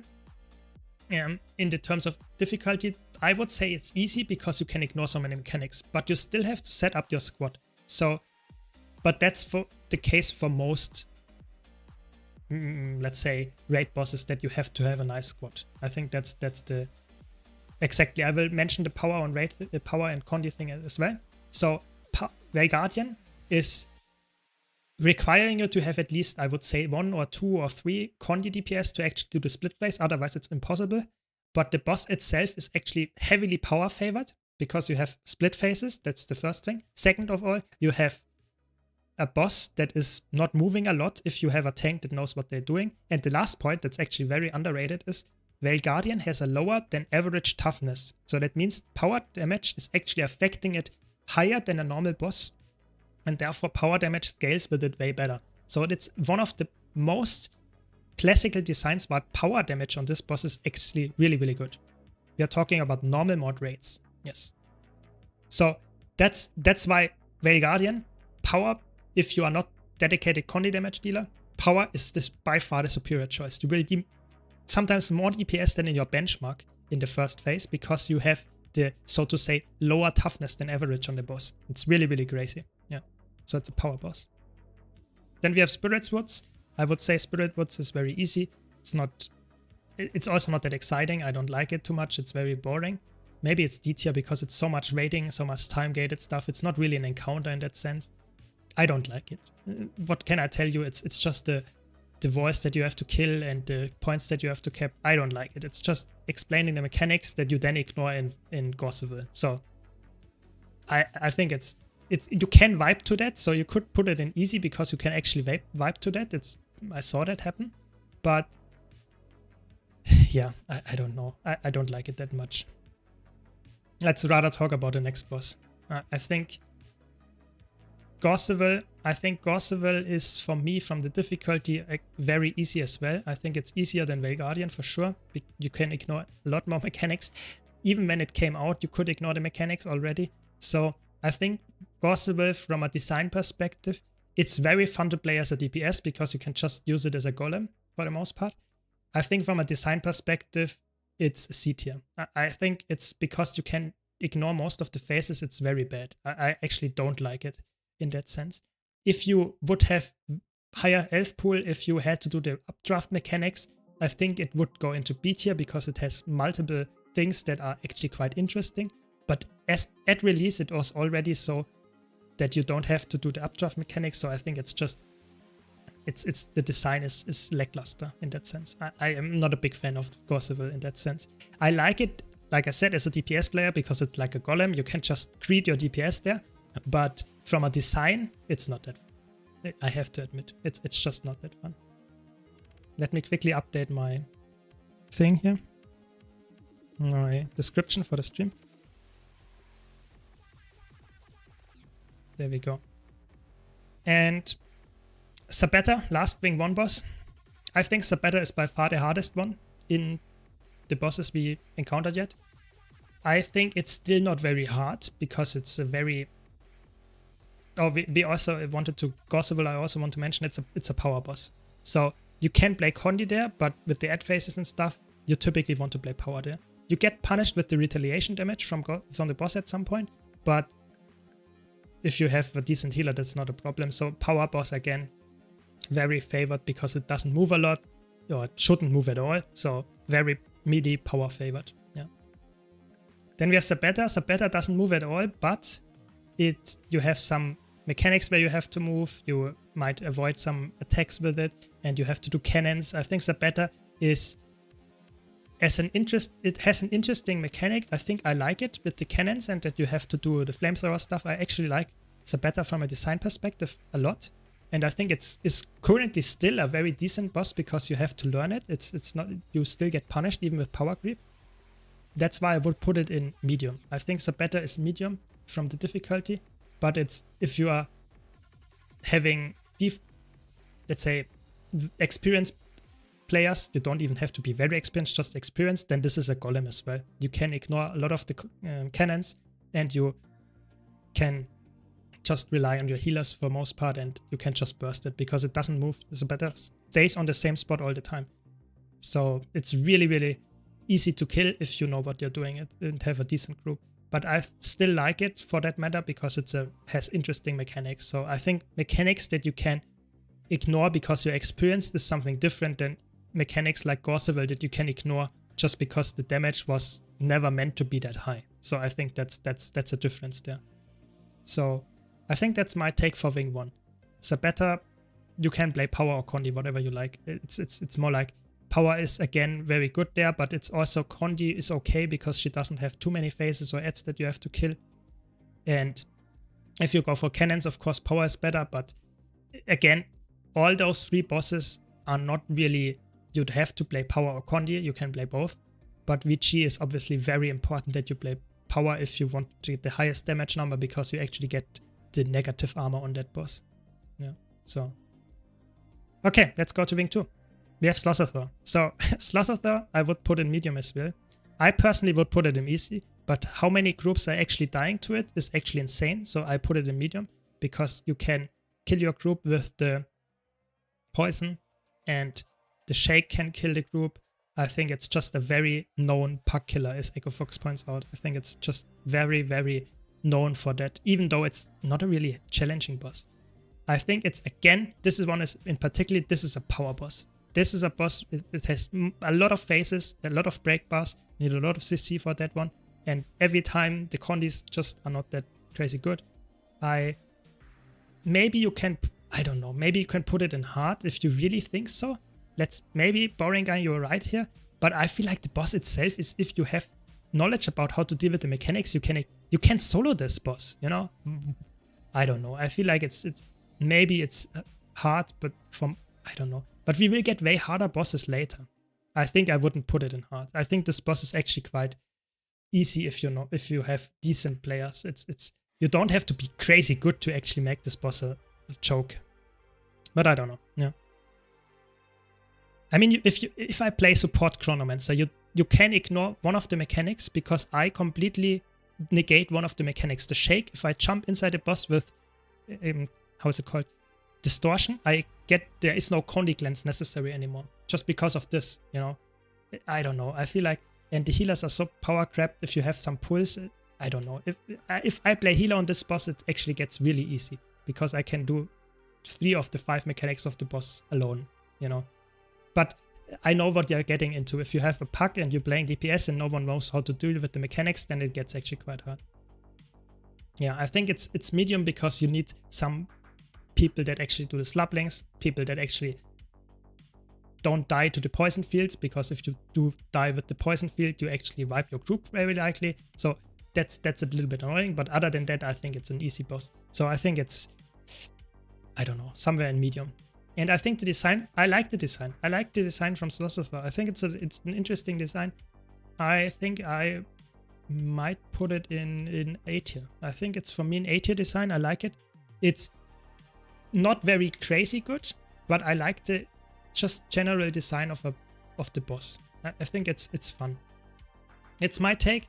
Yeah, it can be a bit annoying for a lot of people. That's why I might see why people put it lower. But I personally actually would put it there. Yeah, see you later, Filthy. No problem. Thanks for joining. Then we have Trio. Trio is again very easy. I don't like Trio. I think Trio is very boring. I think it's better than Spirit Woods because you have at least some mechanics that can make it fail, and it's a little bit more challenging, but it's still very easy, and I don't like it. I think it's just time gated. I think it's a bad designed boss. I think I think Wing 2 would be my favorite raid wing if it wouldn't have Trio in there. That's the truth, because it's just so horrible. Yeah. I don't know. I don't want to talk more about Trio. I think it's not that fun. Let's talk about Matthias. Matthias is one of my favorite bosses. I think from a design perspective, Matthias is low S tier. I really like it.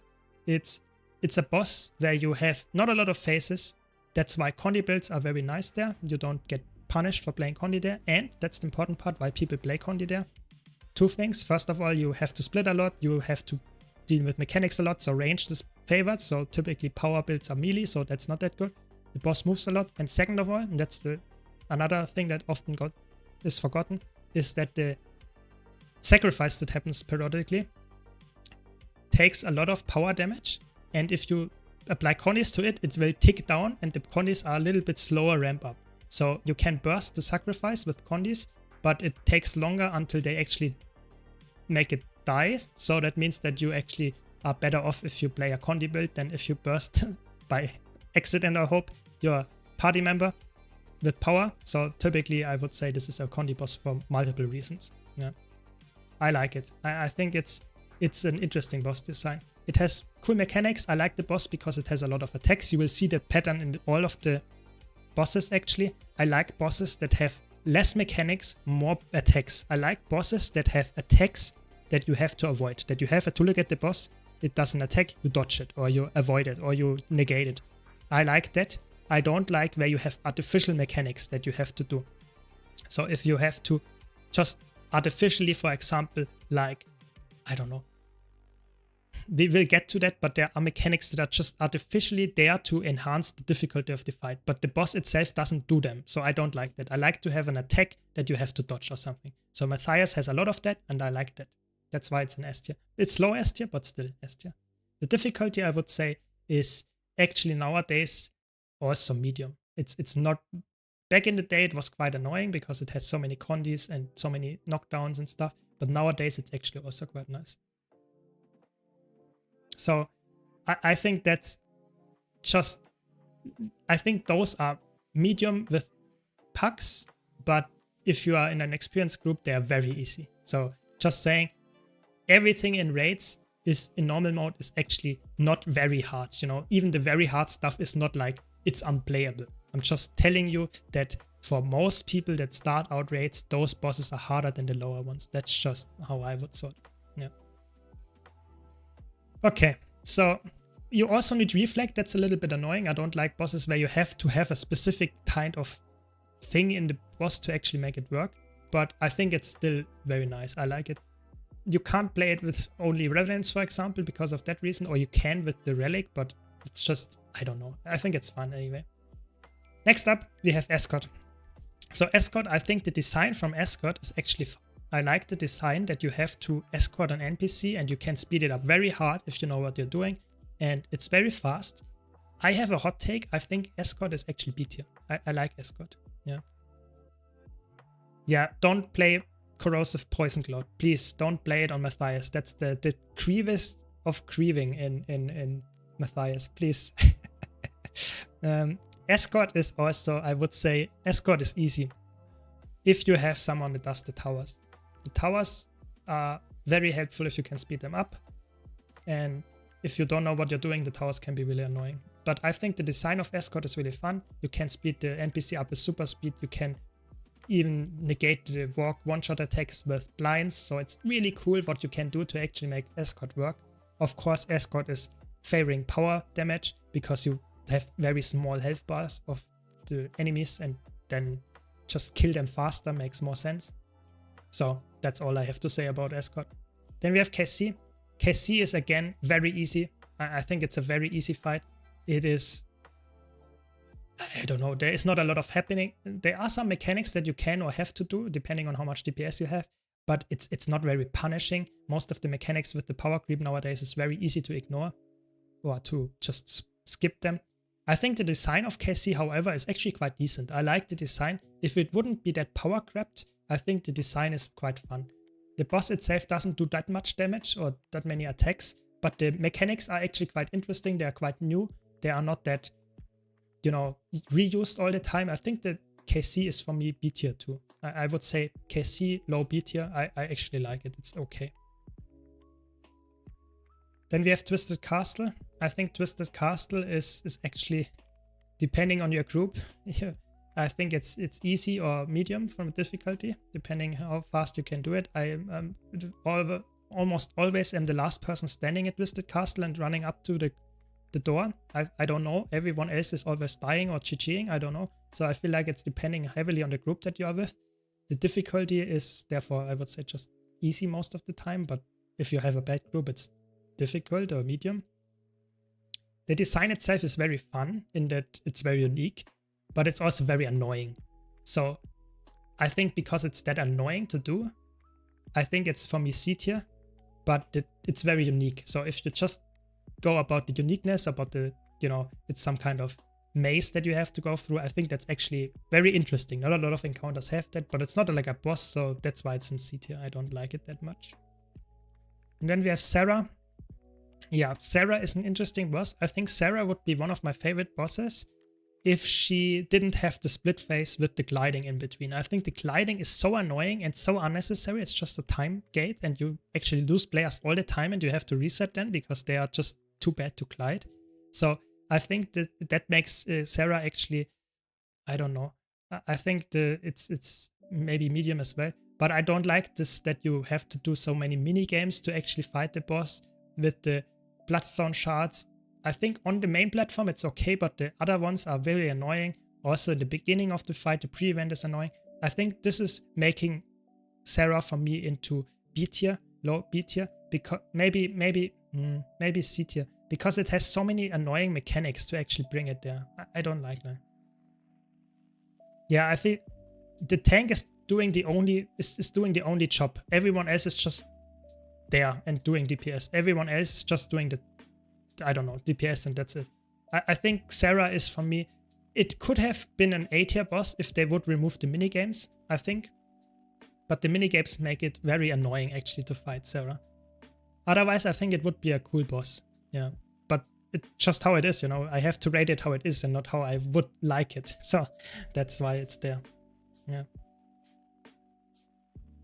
Exactly. I don't know. I feel like it's not my favorite design boss. I like that there's so much Boon Corrupt going and you have to actually do some kind of mechanics to actually negate this. I think that's fun because otherwise you could ignore everything again if it's just damage.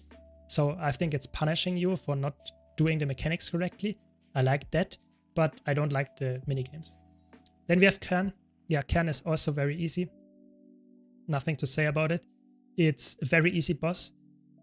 It is very... Sarah is again power or Condi. You can play whatever you like. Typically power is a little bit better because you might have more phases or you lose your... I don't know. It doesn't really matter too much on Sarah. But on Kern, it's a very Condi favored boss in that sense because it has no split phases. So that means that you can play a Condi build there and you will lose nothing of your Condis. If you apply them, they will always tick. So that's really good. But you can play power there as well. It might jump around and you need range, but I would say, I don't know. This boss has a special case. It's the same as with Matthias to some extent. The confusion works quite well on them. Now with the confusion nerfs, it's not that interesting, but just saying, you can play everything here. Kern, from the design perspective, I don't really like Kern. I think it's not that exciting. From a design perspective, low C tier. When I would put the CM in, I would put it in D tier because I think the CM is one of the worst CMs they ever designed. It's just passively activating the special action key. I think that's just what? Who came up with that idea? It's just very boring.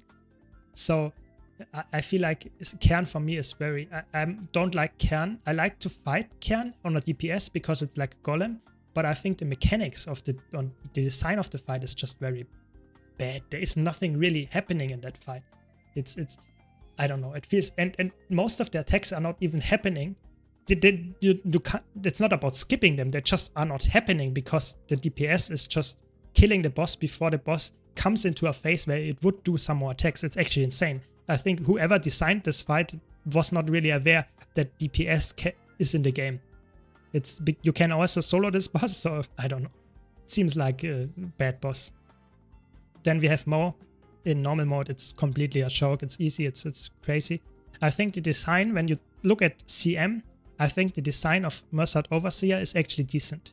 I like the design with the blues and the spikes and stuff. With the chess game, I think you could have made a real CM when you would, for example, add another layer on top that you have to deal with. Then it would be a real CM. But the normal mode is a joke. I think the design is as Kern. I don't like it. I think it's a golem. A real golem. You can play power, Condi build, whatever you like. You just will reach the benchmark number there probably if you have a decent support. Because that's it. That's just a golem, DPS golem, with some ads that might spawn. So from a design perspective, quite boring. It's too easy. If it would be harder, then it would go up because then you had to deal with the mechanics. But you don't, so it's just a DPS golem in normal mode. That's why it's in C tier. I don't like that. Then we have Samarok. I think Samarok is a fun boss. I like Samarok from a design perspective. I think Samarok needs a lot of CC, needs a lot of stability to negate it, has some interesting spear mechanics. The mechanic with the mob spawning is weird, but it's interesting. I think Samarok is a fun design boss. I would say Samarok is for me in A tier. I like Samarok. Yeah, exactly. If you do Merced Overseer and just move one platform, that's just a joke. What are you doing? You know, it's just, this boss is too easy, way too easy, even when it was released. Samarok, on the other hand, I think is somewhat okay from difficulty. I would say Samarok is easy, but it's not with the stability. If you don't have stability, it goes into medium because you can negate all of the mechanics almost when you have stability.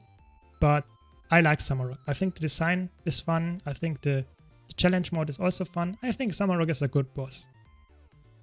it's quite easy. Yeah.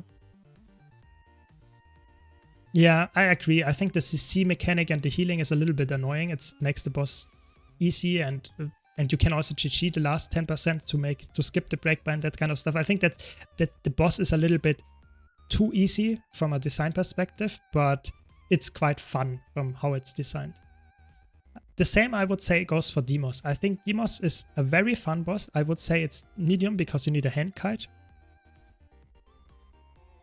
Yeah, I think it's medium because you need a hand kite, a special mechanic that you have to deal with. I don't like the mechanic from hand kiting itself, but the split mechanic, the oil mechanic, that you have soul and the bubble and all of that stuff is really fun. I like it. I think for me, from a design, it's A tier. However, I don't like the hand kiting. So if you just look at the hand kite, I think that's a bad mechanic. I don't like that. That's just like saying, okay, you have one person dedicated to being AFK for the rest of the fight. But if they are sleeping for a second, then you have to reset. I think that's just a very boring mechanic. Just saying, okay, you have to be 9-manning a boss, but if the 10th person is just fucking it up, you probably have to reset. I think that's just a bad design. I think that's very annoying. So for that matter, I would say it's actually B tier, because I don't like the design of that single thing. But other than that, I like the bubble, I like the different realms that you have to visit to actually get to kill the boss and the souls. I think that's fun. So yeah, maybe I'm a bit harsh here, but high B tier is for me Demos. Okay. Again, Demos and Samarok are favoring power DPS because of the phases, and also typically Demos is even more power favored because you get the soul DPS buff if you play it in normal mode. So Demos is a very power damage favored boss. And the last 10% phase you rate the Echo Fox, I think it's like you could have made an LCM out of that, you know, nowadays, that you make it a really 100% crazy boss fight with new mechanics and stuff. But the last 10% in normal mode and challenge mode, they feel like, okay, you get teleported and then you do the same thing over and over. I feel like that's just for the roleplay. It's not really adding a lot to the fight itself. I think you are right there. I think Demos could have been really cool, but it's not, sadly. Then Wing 5. Oh, Wing 5. Let's talk about it. SH, I would say, is probably one of the harder bosses. Maybe it's the first hard boss, because you have to have a pusher, you have to deal with the walls, you have to have double tanks.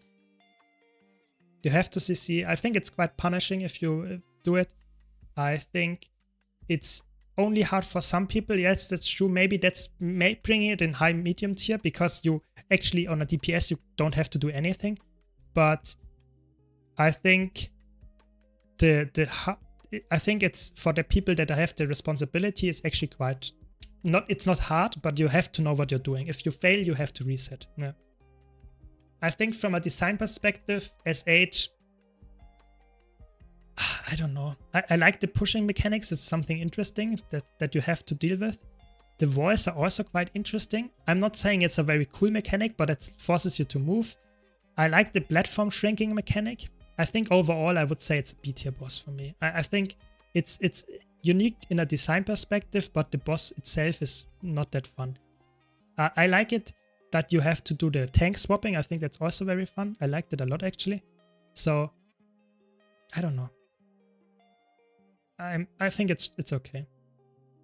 We will get to my worst raid wing in a second, but for me that's just B tier from a design perspective. Again, SH is favoring Condi because you move a lot and you can use Epidemic for that, and you have one single phase. The boss is just not going invincible at all. So that's why Condi is very good there. It's also a very fast attacking boss, so Confusion is really good there. But you can play power if you can deal with the range stuff. So it's not like you can't play power there. It's just Condi works decently well there too. Just saying. Then we have River. I think River is I don't know, very easy. And it's also not, I don't like River that much. I think from a design perspective, River is boring. It feels like Escort, but worse from a design perspective. I don't like River that much. I think River is I don't know. It's just, it feels like a copy-paste escort, but a worse one. I don't know. I don't like River that much, I have to be honest. I think the design is boring. And that's why I think Raid Wing 5 has a lot of boring stuff in there, because we now get to the statues. So we have statues of Broken King, Eater of Souls, and Ice. And all of those are, I think, not a real boss.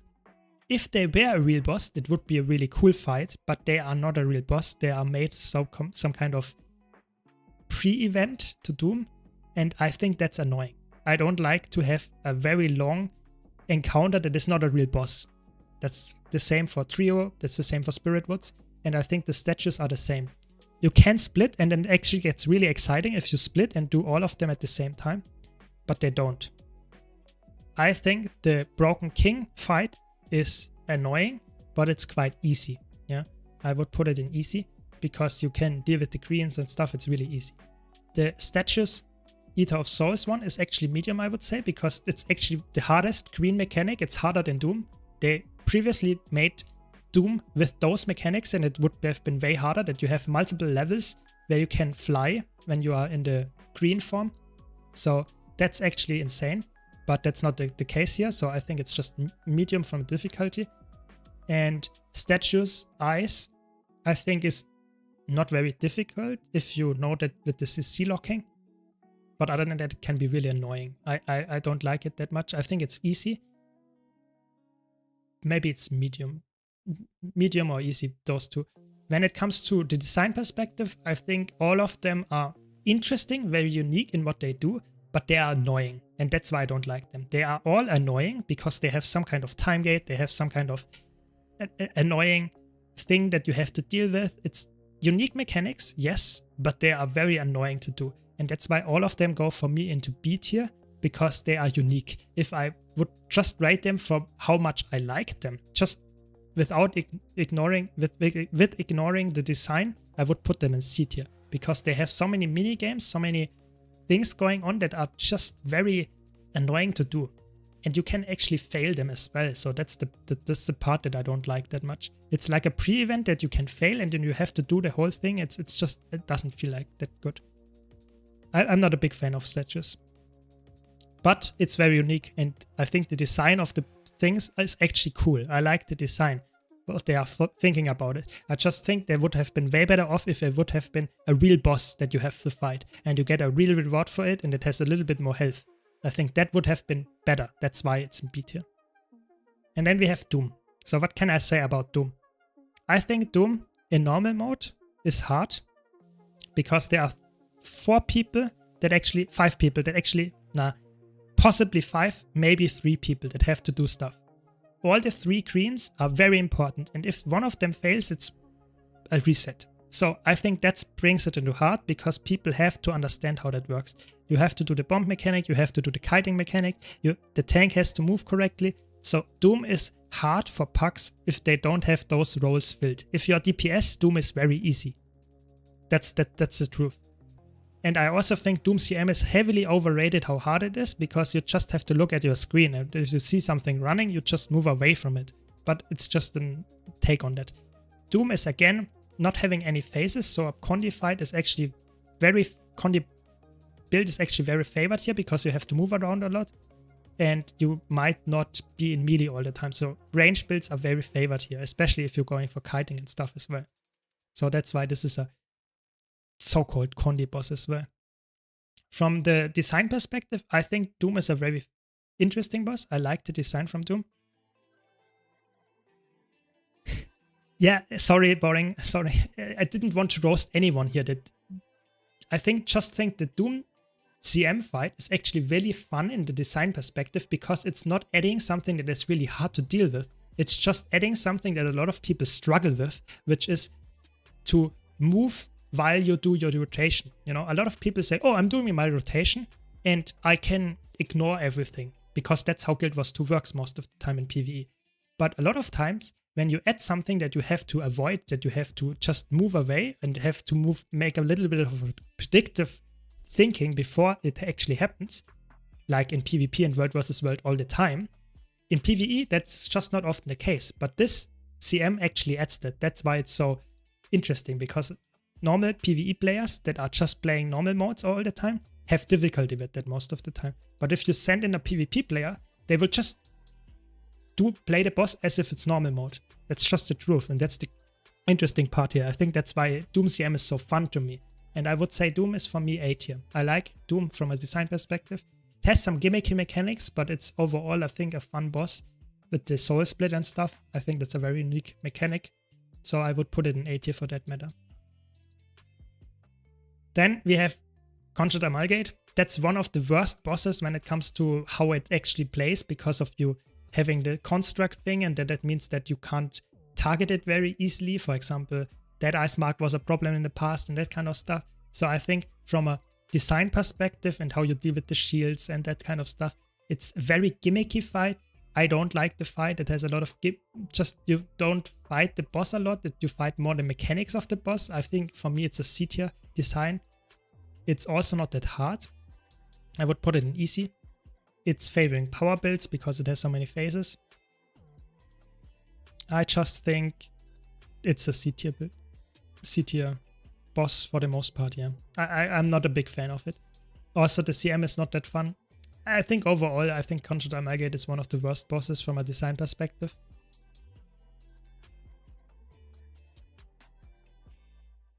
How would you like Doom if you had to break a 20k CC bar before every green? I think Doom, that would be interesting if it, yeah, I mean, I would like it probably, from a design perspective, I would like it more, because that would make it a little bit more interesting, but I think that would make it harder for a lot of people because of that. I think Doom, in my opinion, is one of the best designed bosses from how you have to involve all the people to some extent, because all of them have to do the mechanics. If you, for example, just don't move out with the bomb, it's very likely that you wipe your group with that. And that kind of stuff, I think that's very fun. I don't like that you have so many gimmicky mechanics like the greens, because they are just artificial, you know, but it's fitting to Doom. That's why I think it's okay. I think the break bar idea, or just bringing it to making it a little bit more time gated or harder to actually do the greens, I think that would be, in a challenge mode, that would be good. But in normal mode, I think that's too much for most people. It's already a quite hard boss in normal mode for a lot of people. I don't know. Then, I'm sorry, but then we have my favorite boss, Lagos.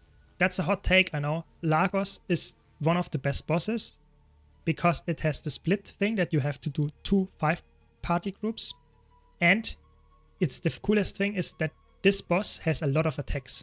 There is almost no mechanics that happen. So that means that you have just to avoid the attacks. You have to jump the shockwave. You have to avoid the teleport and stuff.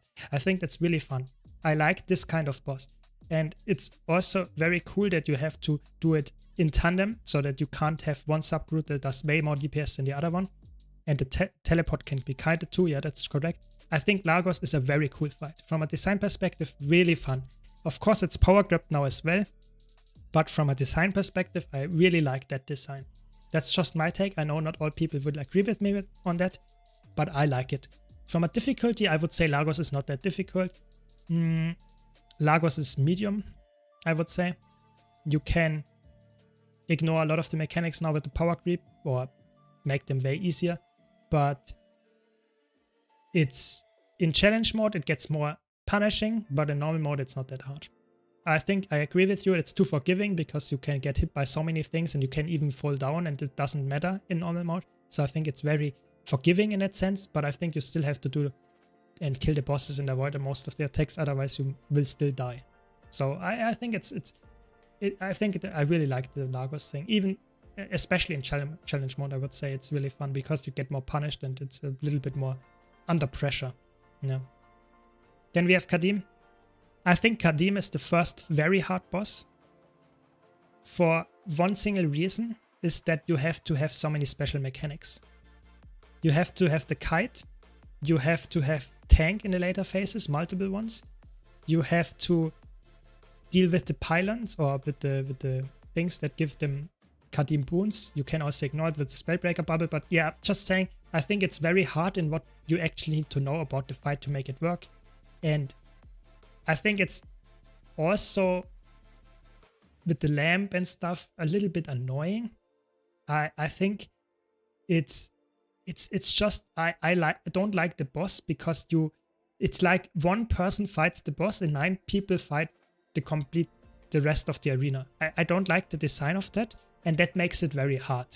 In CM you have the bouncing fireball, which makes it even harder, but from a design perspective I would put Kadim into B tier together with Demos because it's very fun in that sense that it has a lot of cool new unique mechanics, but the mechanics themselves are not really interesting to me. I don't like how they are interacted. It's not like a real fight. Oftentimes you just have to avoid all the attacks. You just have to tank and wait until the lamp gets opened and that stuff. I don't like that design. Yeah, I think that's for me why it's in B tier. Yeah, but it's a cool idea. Don't get me wrong.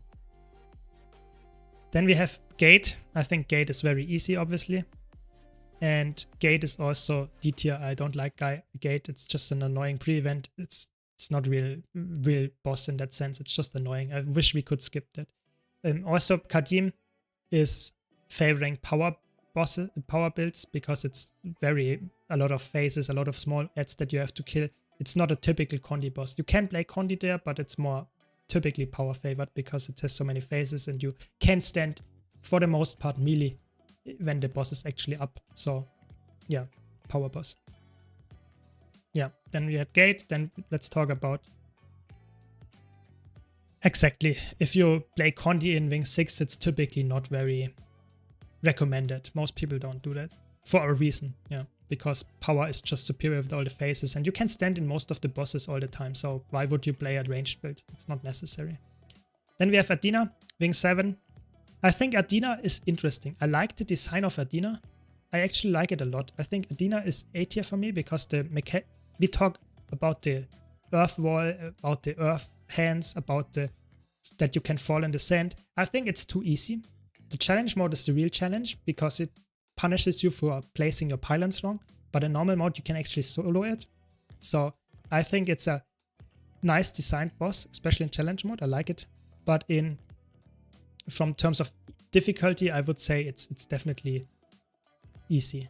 Maybe it's very easy actually. It's let's put it in easy because you have to have a tank that knows what to do. But other than that, I think Adina is very easy. We will see that with the whole Wing 7. It's too easy. If it would be harder, I think the bosses would be more interesting. I think Adina is only hard if your group doesn't know what to do. If you have a decent knowledge about the fight, you don't have to be experienced, you just have to know what you're doing, then Adina gets quite easy. Maybe you're right, maybe I'm a little bit biased because it's so easy if you actually have decent players. Maybe you can put it in medium because you can get punished quite hard, but I feel like it's very dependent on how much the people actually know about the fight. It's not a DPS golem because you have to position yourself correctly. That's just the truth. Then we have Sabir. Sabir is interesting because Sabir is, I would say, again, medium tier because it's punishing if you don't deal with the mechanics or can't skip them. But other than that, most of the attacks and stuff you can be really easy to avoid. So I think for me, again, I like the design of it because a lot of attacks can be just avoided, going in the tornadoes, moving, sidestepping it. You can ignore the sparks shooting at you if you have projectile denial. I think it's actually okay. I think I agree that the only hard thing about Sabir is the coordinated CC. I think that's true, but I think that makes it quite hard for a lot of people. And also you have a high damage pressure if you don't have enough damage or reflects in the last phase. That's just how it is with the emobs and stuff. So I feel like both of them are medium from the difficulty if you have an unexperienced group. If you have an experienced group, I would put them in easy because they're actually not that hard. But I like their design. I think the design is fun. And I like the special action key of Sabir as well. I think that's an interesting mechanic that you have to get hit to actually charge it. I think that's interesting. And then we have Kadim 2. I think Kadim 2 from a design perspective is C tier for me. I don't like the design perspective of Kadim 2 because it's so artificial how many rolls you put in there that you have to actually deal with, and the boss itself is just casting some really annoying attacks, and I don't like Kadim 2 for that matter. It's just like for the cinematics, it's very cinematic. It looks so flashy and so crazy, but I don't like it, you know. It feels like yes, with the invisible carpet stuff, it's also really annoying. The tank has to be positioning correctly, and sometimes you don't see their text, and the special action key is really buggy sometimes.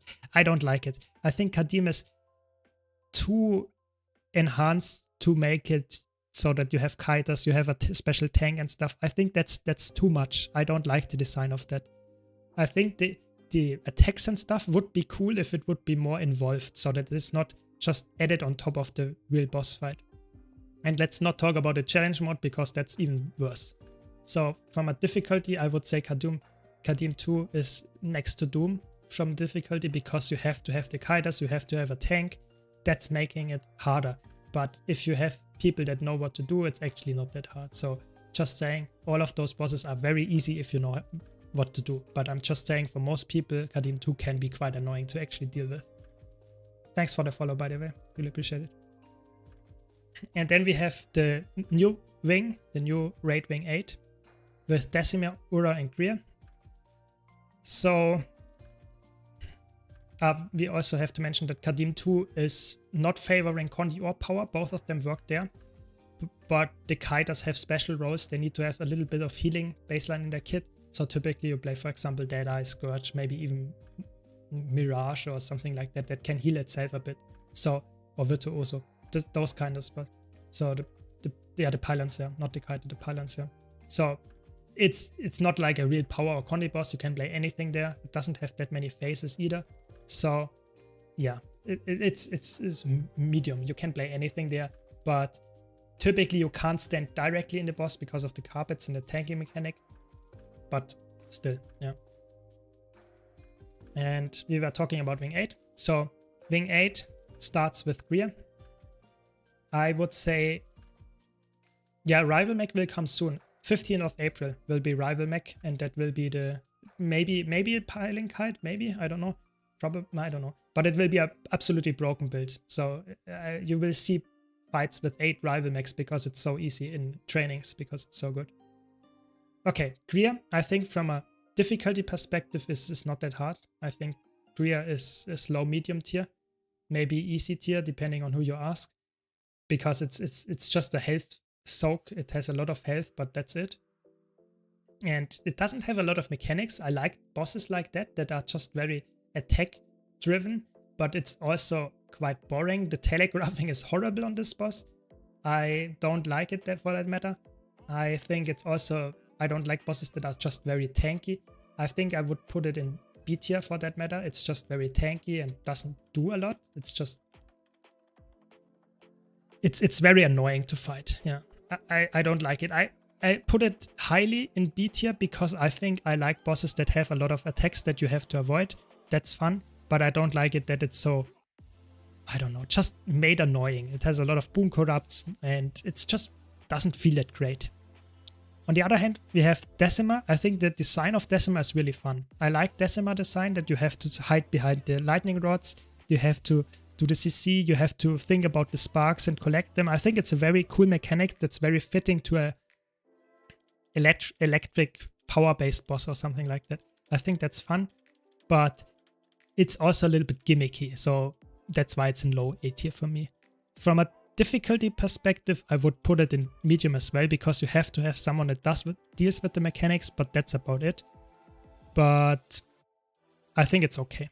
It's an okay fight. It's difficulty is okay. In challenge modes, it's also doable, but I don't know. I think it's Wing 8 from a design and medium or challenge perspective. I would put all of them in medium, with the exception maybe of Ura.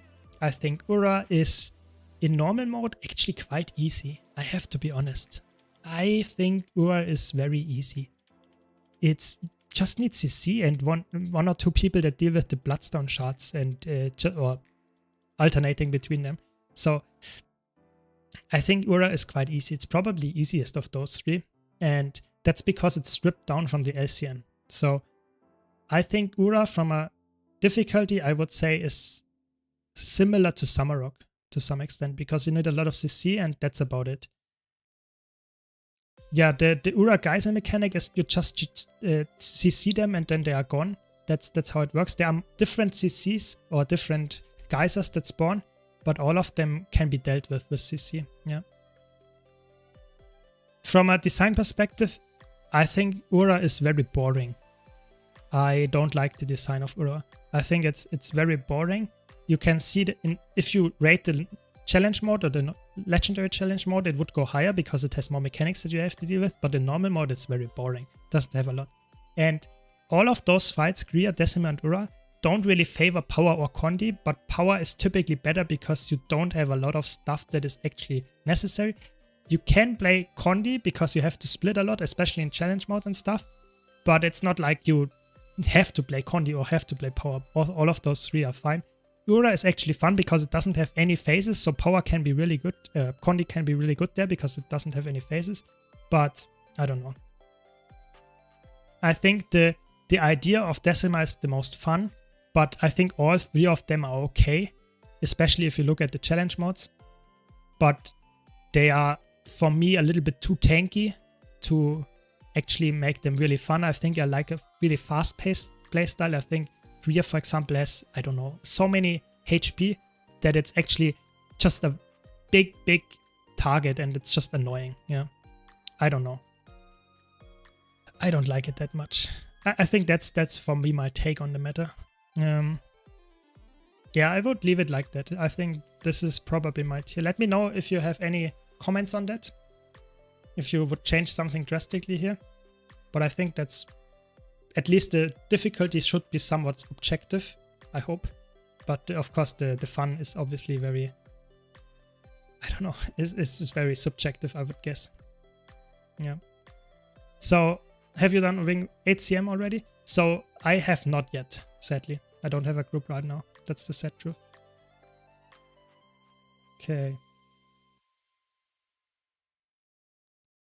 Yes, I hope you are doing well. Started playing Herald since your last video. Really having fun. I feel like a bit squishy in full Berserker, but don't want to play Condi with Cele. Is Marauder a good option? Yes, of course. Marauder can be a very nice option as well. Just be careful that if you're running Roiling Mist, which is a trait that you have, that you will way overcap with Marauder. So you don't use this trait then if you run Marauder. Use another one in this Grandmaster slot. Other than that, it works perfectly fine. That's, by the way, a question from YouTube. Yeah, so that would be my final tier list. Yeah, Dragon Trinket, then it's also fine. Yeah, just be careful that you don't overcap on your crit chance because that's wasted stats. Yeah, and yeah, I guess that's all that I wanted to do for today. I hope you enjoyed the stream. Thanks for joining. Be sure to check out my YouTube if you haven't already. And I hope to see you tomorrow. See you around. And thanks a lot for watching. Thanks for all the follows. Yeah, see you around. Have a nice day.